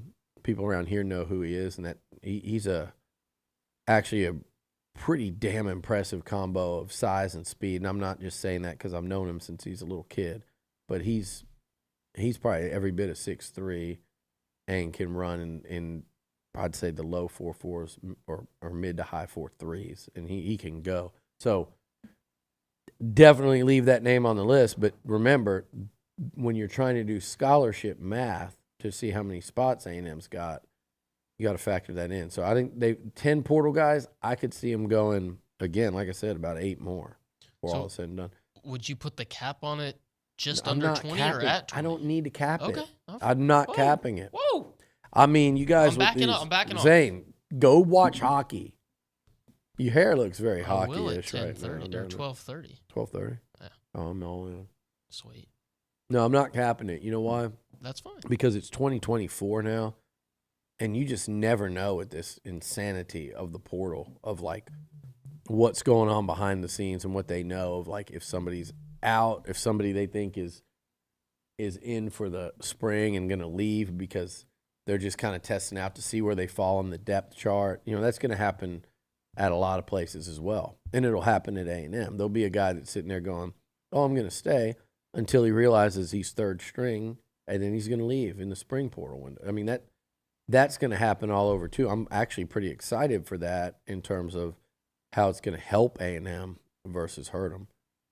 I will not ask you another capping question. Okay. I'm joking, but there really is. It's too much of a moving target. In the past, we used to be able to count up to 25 or 85. Nowadays, that's almost out the window because it's such a moving target. So you just sit back and you go, we know who at any given point in time is a take for A&M and Elko you know at any given point in time who that is. Now, names are added to that list, and names will fall off of that list as they land commitments. You know, you get the right couple corners, and they're done at corner. But right now, you know who the takes are, and that's all you need to know because you know who they're going to go after. You know who they're going to try to get commitments from, and they either do or they don't, and then you regroup the next day and see where your numbers are at then. But as far as like a hard number, the hard number with A&M and Ole Miss and Texas and LSU or whoever is how many guys that they plan to take. The only reason I brought it up is because doing my Aggie math, with them sitting at 10, you saying they could do 8 or 9 more, I was going to ask the question if they could go as far as 20, and it obviously makes it sound like they very well could if they wanted to. Can we move on? Yes, we will move on. He's TexAgs co-owner Billy Liucci, joining us here in the Rollo Insurance Studio. It is TexAgs Radio presented by Why are you David looking at Gardner's me when Jewelers. you say that?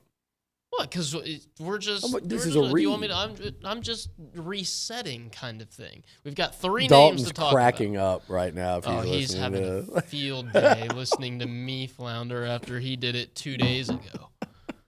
Floundering Hughes. Oh, come on. Up there in his ivory tower. 3 names to talk about. Okay. Go with them in order, in the order with which they committed there. Yeah. The defensive lineman from Purdue, Nick Scorton. I like to local call kid. him the defensive lineman from Bryan. He's from. I was about to say Bleeping from High. Bryan High. Yeah. You cut me off. I know. How big of an addition is that? I'll let you take it away.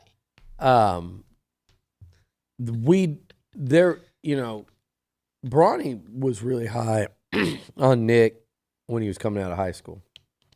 Really high on him. Lonnie Madison, old player here, old roommate, called me when they played Bryan High, raving about him. A year ago at this time, I was up in Dallas. A mutual friend, coaches at Iowa. I would love to see A&M hire him, by the way. He's A&M special teams, or Iowa special teams tight ends coach. I think he's been with, he played there, played in the NFL. He's been with Ferentz forever. But one of the sharpest, most impressive coaches I've met in all my years of doing this. But he was sitting there, and he asked me, how did that defensive end, that pass rusher, get out of Bryan, College Station?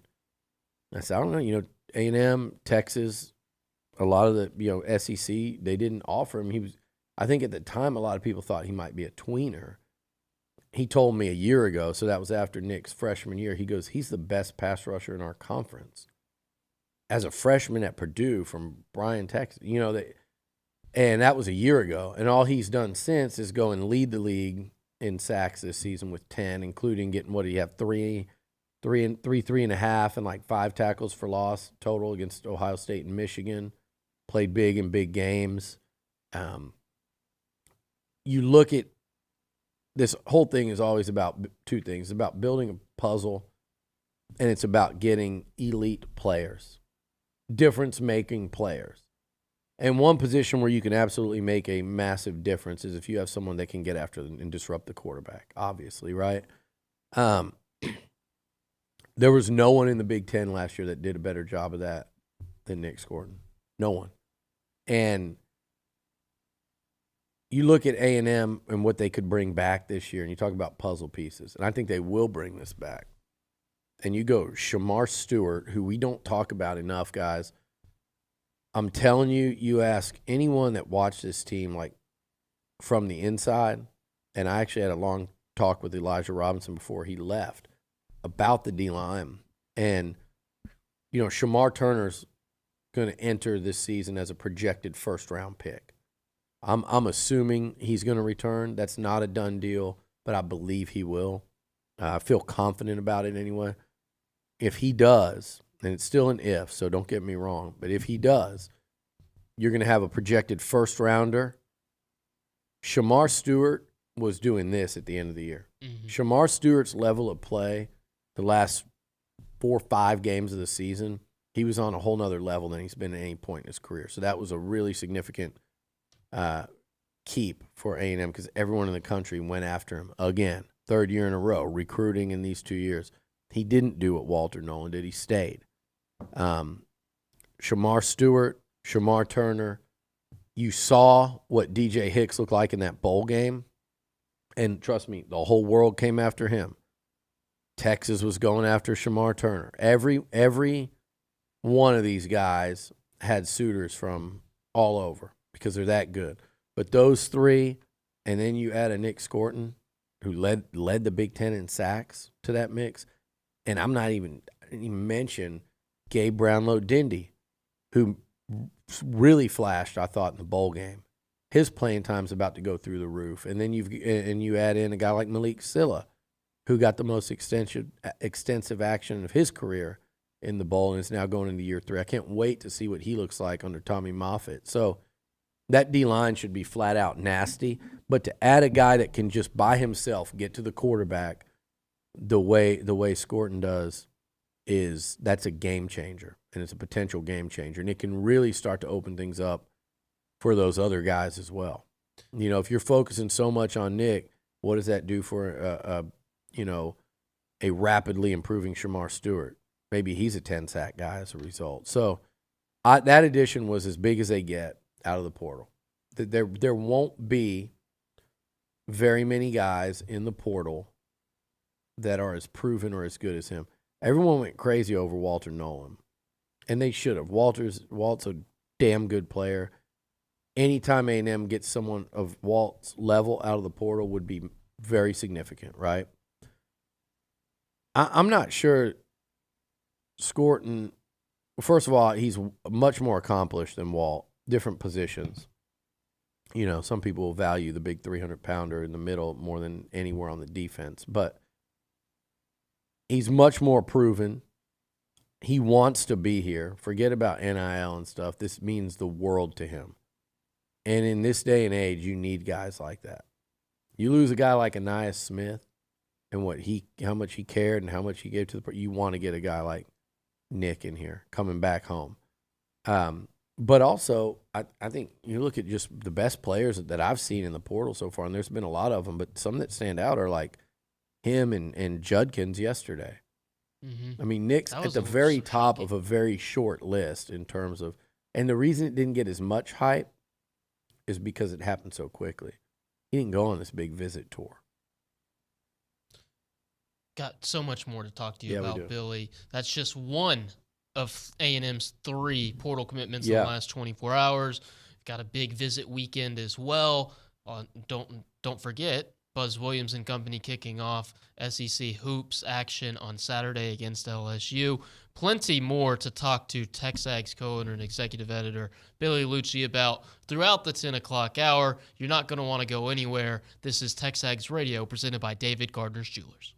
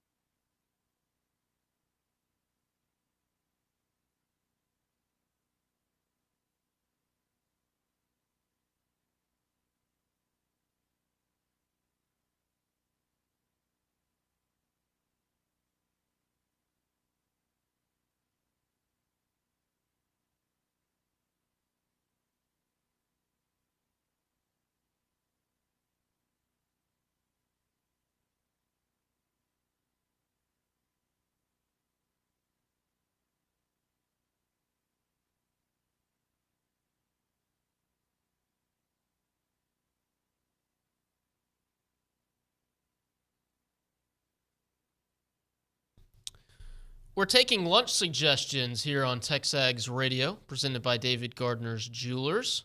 Richard Zane, Billy Liucci inside the Rollo Insurance Studio. Now, if you'd be so kind, please send your lunch suggestions to the Brian Foley Law text line, 979-693-1150. We won't tell you where we're going, but we might just take your input.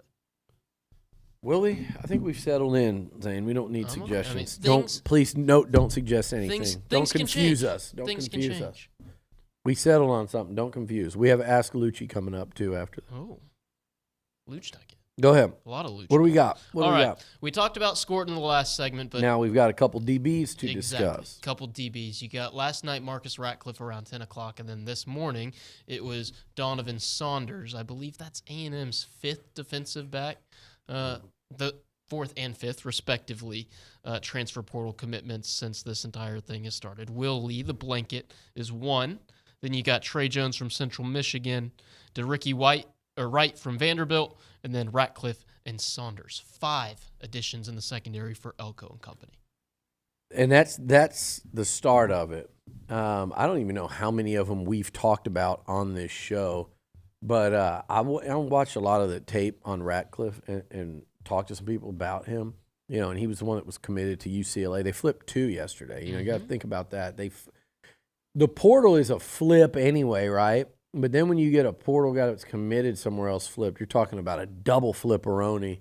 And with Ratcliffe and Saunders, they flipped from UCLA and TCU. Go back to Ratcliffe on the screen first, because he is a big, rangy safety. They list him at 6'3". 6'3", 210. He looks every bit of that. And you go back to a guy like DeRicky Wright and what he's done at Vanderbilt, I think he's really impressive. I believe it was a one-time commitment to Alabama, during his recruitment period. But he's played and played well in this conference. And you look at him and Ratcliffe with their size, and what I like about Ratcliffe is how much ground he covers back there, the physicality. You watch him on tape and the way he'll come downhill and hit you. They've needed better tackling in the secondary for a couple years now. And I think he's certainly going to bring that as well. And another thing, when you have so much attrition, you do need to load up on linebackers and DBs for special teams too, Zane. Don't forget that. You want big, fast guys running down, covering kicks and punts. We saw some of what happened with A&M on the special teams front this year. So getting all these guys that are in that 6'3", 200, 6'2", 6'3", 200-pound range that can run, that's going to make you cover kicks and punts better too. It's a very underappreciated part of the game until you're not good at it. You talk about being 6'2", 6'3", Wright's even bigger. 6'4", Wright's 220 huge. with 131 career tackles in this league. Yeah, Wright is a fascinating prospect. But what I was getting at with these guys with this size, Mike Elko has a very specific plan, along with Bateman, of what they're going to do with this defense. They have a very specific plan. So when you see them taking guys that are 6'3", 210 and 6'4", 220, and then you look and you've got guys like Bryce Anderson and Jacoby Matthews, who they are all the way in with, and Dalton Brooks. It is a real blend. And so when you look at Mike Elko, we always talk about, like, on the D line, like, you want, a run stuffer inside and a guy next to him that can be a little more twitchy and get freed up by your 320-pounder beside him. And then you want the edge rusher that can, the weak side pass rusher that can disrupt a game. You want that strong side in. The same thing's going on in the secondary. So when you're seeing these pieces, like a 6'3", 210 safety and a 6'4", 225, Elko has very specific use for these players in mind when he's signing them. Particularly, I think, a DeRicky Wright with his size and speed. I can see these guys playing close to the line of scrimmage and being very problematic, where they're real assets in run support, but also very problematic when quarterbacks drop back to throw and you don't really know where these guys that are 6'3" and 6'4" plus are going to be at. It's kind of the concept of what they were doing a lot when dropping these defensive ends into covers that were so big, except guys like Wright and Ratcliffe are as tall as, the Fadil Diggs, Malik Sillas of the world almost, but they're DBs. So it'll be. I love the fact that you're getting a little bit of everything back there. Now, Ratcliffe and Saunders are both 6'3", but correct me if I'm Saunders wrong. a corner. Yeah. One's a safety, and one's a corner. Let's pull up Saunders because he's another one. From Cal Poly, the defensive back. Out of Cal Poly, and you watch him. He had 6'3". 3 picks last year. He seems like a really fast, athletic 6'3", like a twitchier guy. And Mike Elko loved Miles Jones here. And he's actually wearing number 0, which I believe Miles wore. He loved Miles here. Miles could never be healthy here. And there was so much talent. And I don't think A&M fans ever got to realize that because this guy was consistently playing with a bad foot, which of all things, as a cornerback, I mean, whether you can play with a bad foot or a bad knee, you're not going to be able to cover SEC guys. He finally got healthy. He went to Duke this year, and I believe, if I'm not mistaken, he was a second-team All-ACC pick. Had a tremendous year, did Miles Jones. And he might not have been. You don't need to waste time looking it up, but I know he was like a midseason first-team All-ACC. He had an outstanding year for them, and I think with some of these receivers now in the SEC, not now, for the last decade, you better have some guys that can match up and that can go up and defend jump balls because not everybody can make plays, Zane, like the Washington corner did on A.D. Mitchell. More often than not, A.D. Mitchell's making that catch and Texas is walking off and walking their way to Houston. That was an incredible play. Those are hard plays to make against receivers with that kind of size. And so, again, you need some more size at corner in this conference. And I think they've certainly added that so far with Saunders and Lee for starters. But and I think you'll see them keep going as well. Now, I also think you need to add, elite level cover guys. And look, we all know that Denver Harris is an elite level cover guy. That's never been in question. If Denver can come in, and I think his situation would be, I think he obviously knows that, this is your last shot. And if that thing works out and he ends up here, you're taking what would actually be a very low risk, contrary to what LSU took and what A&M took, were higher risk. And I think Denver, if he came in here, it would be like, hey, this is it. You got to get it done or football's not going to be in your future. I think it's a lower risk and an incredibly high reward because of his talent level. But we're expecting to see Brandon Johnson, nickel from Duke, who was a big-time player for them last year. And I think they've got an excellent shot still when I'm talking about pure lock you down, cover corner, like 21 pass breakups in the last 2 years in B.J. Mays out of UAB. I think they've got a great shot there to add him to the list as well. So they are loading up Richard in the secondary, and I could not be happier about that. I mean, I love what they have at safety in Bryce, Jacoby, and I don't think people talk about Dalton Brooks' potential enough. But you're talking about depth at safety. You're talking about nickel. You're talking about competition all over. But they really, really, really, really, really need to just kind of say, here's the deal at corner. Let's see who the best 2 and 4 standing are, because those are the guys that are going to play the most. They needed to address needs in the secondary, and they've done just that. They've done it doesn't that. sound like they're done. Billy. Tight end as well. Looking and I think tight end's coming. And I'm just looking at this list that the guys have compiled with which transfer portal prospects are coming to College Station for visits this weekend. Who else are you keeping an eye on or really intrigued by making the visit to Aggieland?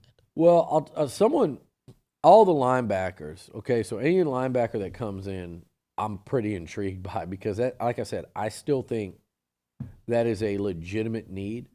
I'm telling you, don't be surprised to see A&M add an O lineman.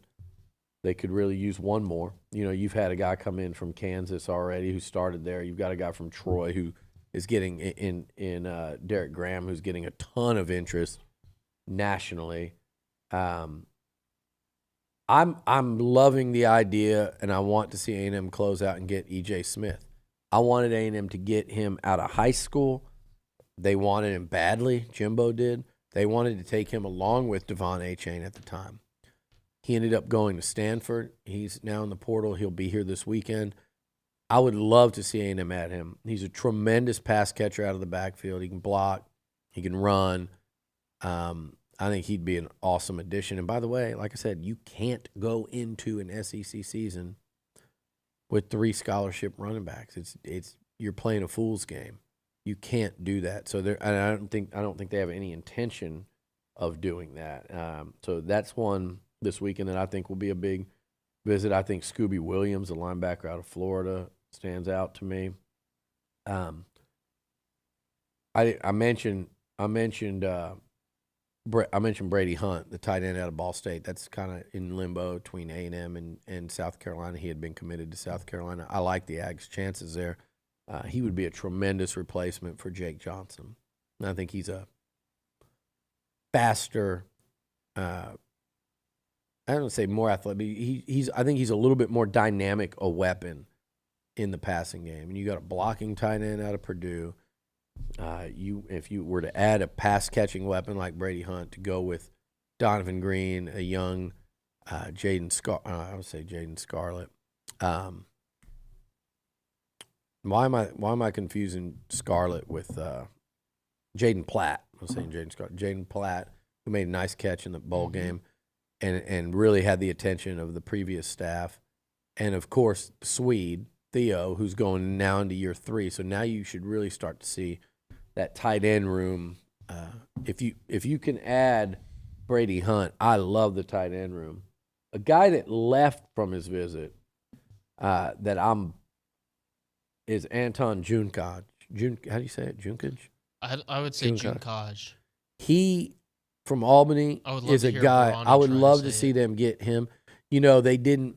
The pass rusher from UTSA never really gave A&M a look. He's similar to me, although this guy came in at almost 300 pounds as an end. He's got like a little like Michael Clemens look to him in terms of his size as an end with that length, but also that frame. I'd love to see them add him to go along with Scorton. Then I would feel really, really good about where this Aggie defensive line's at. Where I'm most interested, because they haven't had a lot of time, is wide receiver. You go and land Holman Wiggins and you pull him out of Bama, which is contrary. It is a massive get for Mike Elko and for the Aggies. You got to think, Richard, how many guys he's tied into that were either at Alabama, hell, now or at one time. Now, I believe Bama's portal window is still open a little bit, but now or at one time, right? All the guys that Bama missed on that went to big-time places that he's connected to, and then also all the guys that he probably really liked coming out of high school that maybe couldn't quite take at Bama, whether it was a numbers thing or whether Saban said, no, we're going to pass on this guy. He knows who they are. He knows where they're at. And then there's the reputation that he's got for these guys that are coming in. Like, you know, Jabre Barker out of Troy, these receivers that are visiting right now. There's another one or two that Bronny and I know about that we haven't said yet. They've got to add a significant playmaker at receiver. You look at that position. They've added 2 in the portal. On scholarship, you've got 4 right now? Noah Thomas, Moose Muhammad, who's a senior, Jade Walker, and then Micah Tease, the freshman. And really, if you think about it, that's only one young scholarship receiver on campus. Mm-hmm. So not only do they need more than 4, you really need like 9, 10. you certainly need at least 8, but probably 9 or 10. And you've added 2, so you're up to 6 now. I think they definitely need to add 2 more receivers out of the portal if possible. And I think Wiggins, I'm very confident he'll do that. I'll just be interested to see who, because I think you'll see some names that we haven't even heard yet. So much recruiting talk with Billy Liucci, and there's so much more recruiting talk going on right now on the TexAgs Premium forums. We've already mentioned that there's going to be an Ask Liucci coming down the line later this afternoon, so it's a perfect time to be a TexAgs Premium subscriber. Go to texags.com/subscribe to sign up now. You won't regret it. Billy, on the other side of this break, we need to talk some hoops.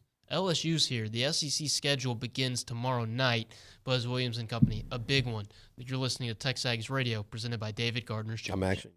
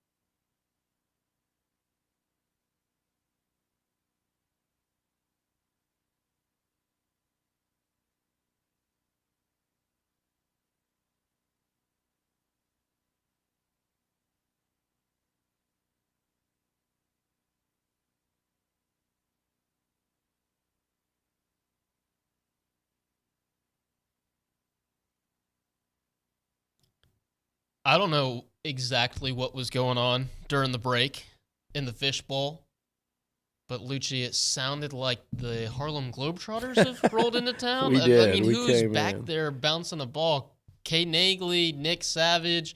Was Dalton in there doing some crossovers and fadeaways? What was Kennedy Cavan doing? What is her go-to move off the bounce and off the dribble? Nothing. She's her catching the ball was enough. It is TexAgs Radio, presented by David Gardner's Jewelers, Richard Zane, Billy Liucci inside the Rollo Insurance Studio. Solid to below average segue there into some basketball chatter, because The LSU Tigers are rolling into town this weekend. Saturday night tip, 7:30 on the SEC Network. Texas A&M and LSU will begin SEC play from Reed Arena, and the Aggies come into this one sitting at 9-4 on the year. LSU's 8-5. A&M taking care of business. Really solid job in the non-conference. Their net sitting at number 25 as we speak. And as Tom Schuberth told me during the 9 o'clock hour, he views this one as a must-win. LSU's net is at 131, and then combine that with what you've got coming next. A trip to Auburn, Kentucky at home, and then a trip to Fayetteville for a Musselman team in a venue and an atmosphere that is not easy to go play against. I mean, that is and I know Arkansas hasn't done what they were expected to do yet. Crazy first 4 but games. You see it every time out of him up there. Musselman, like they figure it out, and you know they will, probably just in time for when A&M plays them. But you look at that right now, and look at Tennessee and Kentucky. There's not a lot of other daunting numbers by the team's names, but you know Alabama's going to be good. Ole Miss is trending way up. Auburn could really climb those rankings from where they're at right now. Like, and then there's Arkansas, who you play twice. I mean, this league is unforgiving, right? You can't dig yourself in a hole. So yeah, when you play an LSU team that's hasn't been very good yet, that you took to the woodshed last year, you need to beat them. It's at home. It's your conference opener, and like you said, those next 3 games. Quite frankly, Richard, if you look at A&M's first 5 games, you need to beat LSU twice. Yeah. So you need to beat them at home, and in a perfect world, look, win is all that really matters, but you'd like to kind of establish some dominance over them, or when you go in there in a couple weeks, they're not expecting to win deep down. They know, man, this team took it to us last time. We're going to have a hard time. You need to beat LSU twice. And look, honestly, I'd love to see A&M sweep those 3. They have done very well under Buzz Williams against Auburn. Really well against Auburn. They've dominated Auburn. They've done pretty well against Arkansas as well of late under Buzz. You'd love to see them win 2 of those 3 and be 3-1 through 4 games, and you'd feel like, okay, this team has a chance to be there at standing at the end of this conference race. That's how I would feel after 4 games. After 5 games, if A&M was sitting at 4-1, I'd sit there and say, I think this team can contend to win this conference. I think you need to win 1 of those 3 and be sitting at 3-2 through 5 because, again, like I said, it's an unforgiving league. Yeah. So A&M's, it was great to see Boots come back in the last game, but the Aggies are going to have to – they've played pretty good basketball at times, and they've dealt with so much inconsistency in terms of the lineup. I'm not expecting that, I've seen some people say, they'll have Marble back to start the semester. I'm not expecting that. I haven't heard anything about that anything like that would be a pleasant surprise. But just getting Boots back and having the consistency where Buzz can start having a consistent lineup plan of attack with your best players that are available, which are Wade, Henry, Boots, Garcia, just to get into a consistent flow of how he's going to attack 40 minutes of basketball each week is going to help a lot. So I think we should see better basketball than we've seen, and we've seen great basketball at times during this non-conference. Although what I'll say is, they have a couple of wins that'll really benefit them as the year goes on, namely Ohio State, I think, and Iowa State. SMU's looking really good right now, SMU as well. too. Iowa State's their best win. Iowa State's number 8 in the net. They're right. They're gonna. It's gonna be really interesting to see what Iowa State does in the Big 12.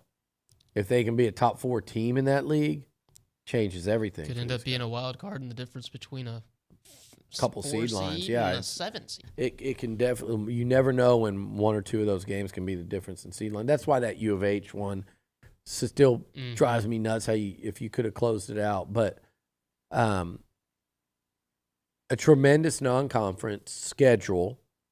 And look, you really want to start breaking it down. They beat Iowa State and Ohio State. You mentioned the SMU. Memphis has some really nice wins. What are they ranked now, by the way? Memphis in the net or in the AP poll? Net. I can look and then FAU, what they did against FAU. Memphis is up to 41 in the net. What they did to FAU without that game was without what? You were missing Boots for the duration, right? And Henry then Henry for a good chunk of the second half, or was it both of them that kind of left in that game? Both went down, and then you erased. You that rallied. Deficit That was Wade going off. You erased the deficit without Boots against Iowa State for the dub. Yeah, Boots wasn't even suited up in that one. Actually, neither of them were suited up in that one. I think you lost both during FAU, but neither of them suited up for Iowa State. That was for sure. But they've had some pretty gutsy moments against some really good teams. But starting now and starting,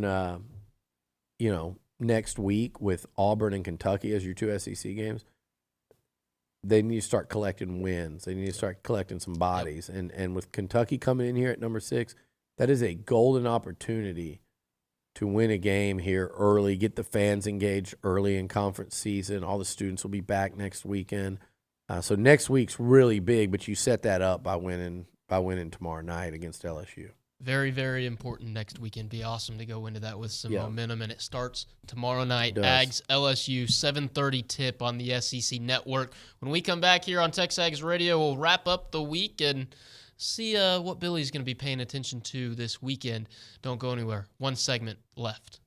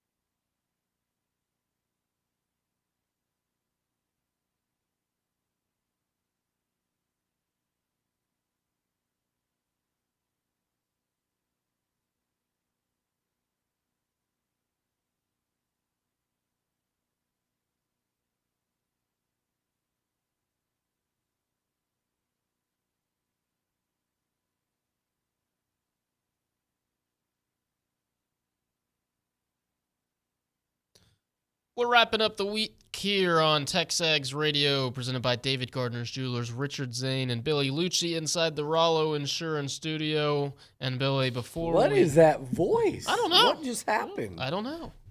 Inside the Rollo Insurance Studio. I'm not going to tell you who you sound like. 'Cause Oh, no. no, she will get mad if it gets back to her, but Off-air conversation. she Off-air talks like conversation. that. Off-air. Okay. Well, gotcha. I don't know.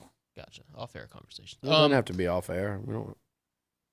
Not on air. Not off. I'm trying to think. Just come on. Okay. You don't. Before we go into the weekend, I want to hit you with a couple professional sports notes. Oh. You're not. You've told me a few times that you're not an Astros fan per se, but you root for the hometown. I am an Astros Okay, my fan, bad. but My bad. Did you see that Michael Brantley announced his retirement this morning after 15 years in the bigs? Yeah. Great player for a long time. Yeah, and he helped the Astros Five-time win a lot. All-Star. Was he really? And a Silver Slugger winner in 2014 with Cleveland. He was a big addition. He helped the Astros win a lot of games when he was healthy. And Astros are interesting, man. You can't lose. They really, when you look at that Diamondbacks team, they were one win away with 2 shots at it, right? To beat the Rangers and probably win a 3rd World Series. That's a good point. They were 1 win over the Rangers. They of course the D-backs could beat them. You never know. But trust me, I know. Yeah, but that wasn't a Diamondback team like the Nationals team that beat the Astros. You know, that wasn't that D-backs team. It didn't have a team of destiny vibes like those Nats did. It and felt they like didn't their luck had run out after they won. But I also didn't think they had the players that the Nats right. did. The pitching and Soto and Rendon, the way Rendon was hitting.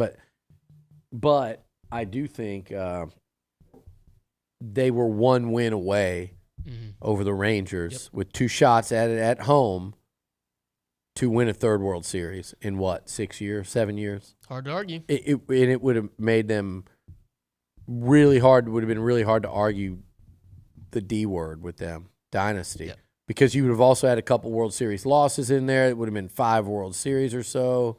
It would have been 3 wins. Man, that. Brantley was You're in rarefied air, and Brantley was a big part of the win. But what I was getting at is they're losing so many people over the years, and you just can't. It's just too hard to sustain it. And I do think that this incredible run, I don't think it's over yet. I think they'll be contenders this year, but the window's starting to close. We've got just less than a minute left, but the other thing I wanted to hit you with is it's obviously not the banner they want to hang, but the Detroit Lions hung a 2023 NFC North title banner. Awesome Gotta for be Dan. super cool Awesome for for you, Dan Rick and AG. I'm so happy for both of them, especially Dan. You know, I just know the work that's gone into it. I know the conversations we've had over the years. It's national championship time. I can remember sitting with him before LSU played Clemson when he was coaching the Saints, and he was, for the first time that I'd talked to him, almost open to the idea of maybe going to college as an assistant. I just think he was getting discouraged with the lack of opportunities as a head coach, and he got it right after that, stuck with it a couple years later, and now look what they're doing. It's incredible. Look, rematch in Dallas in a couple weeks, maybe. I'd love it. Hoping for more wins out of Dan Campbell. I want to get up there. Awesome. I'm waiting to see how the playoff schedule shakes out after this weekend. We got Kentucky basketball coming in, Big Blue Nation to take on the Aggies. Detroit, Kansas City, a lot of fun playoffs. Nuno's back Monday. Thanks for listening.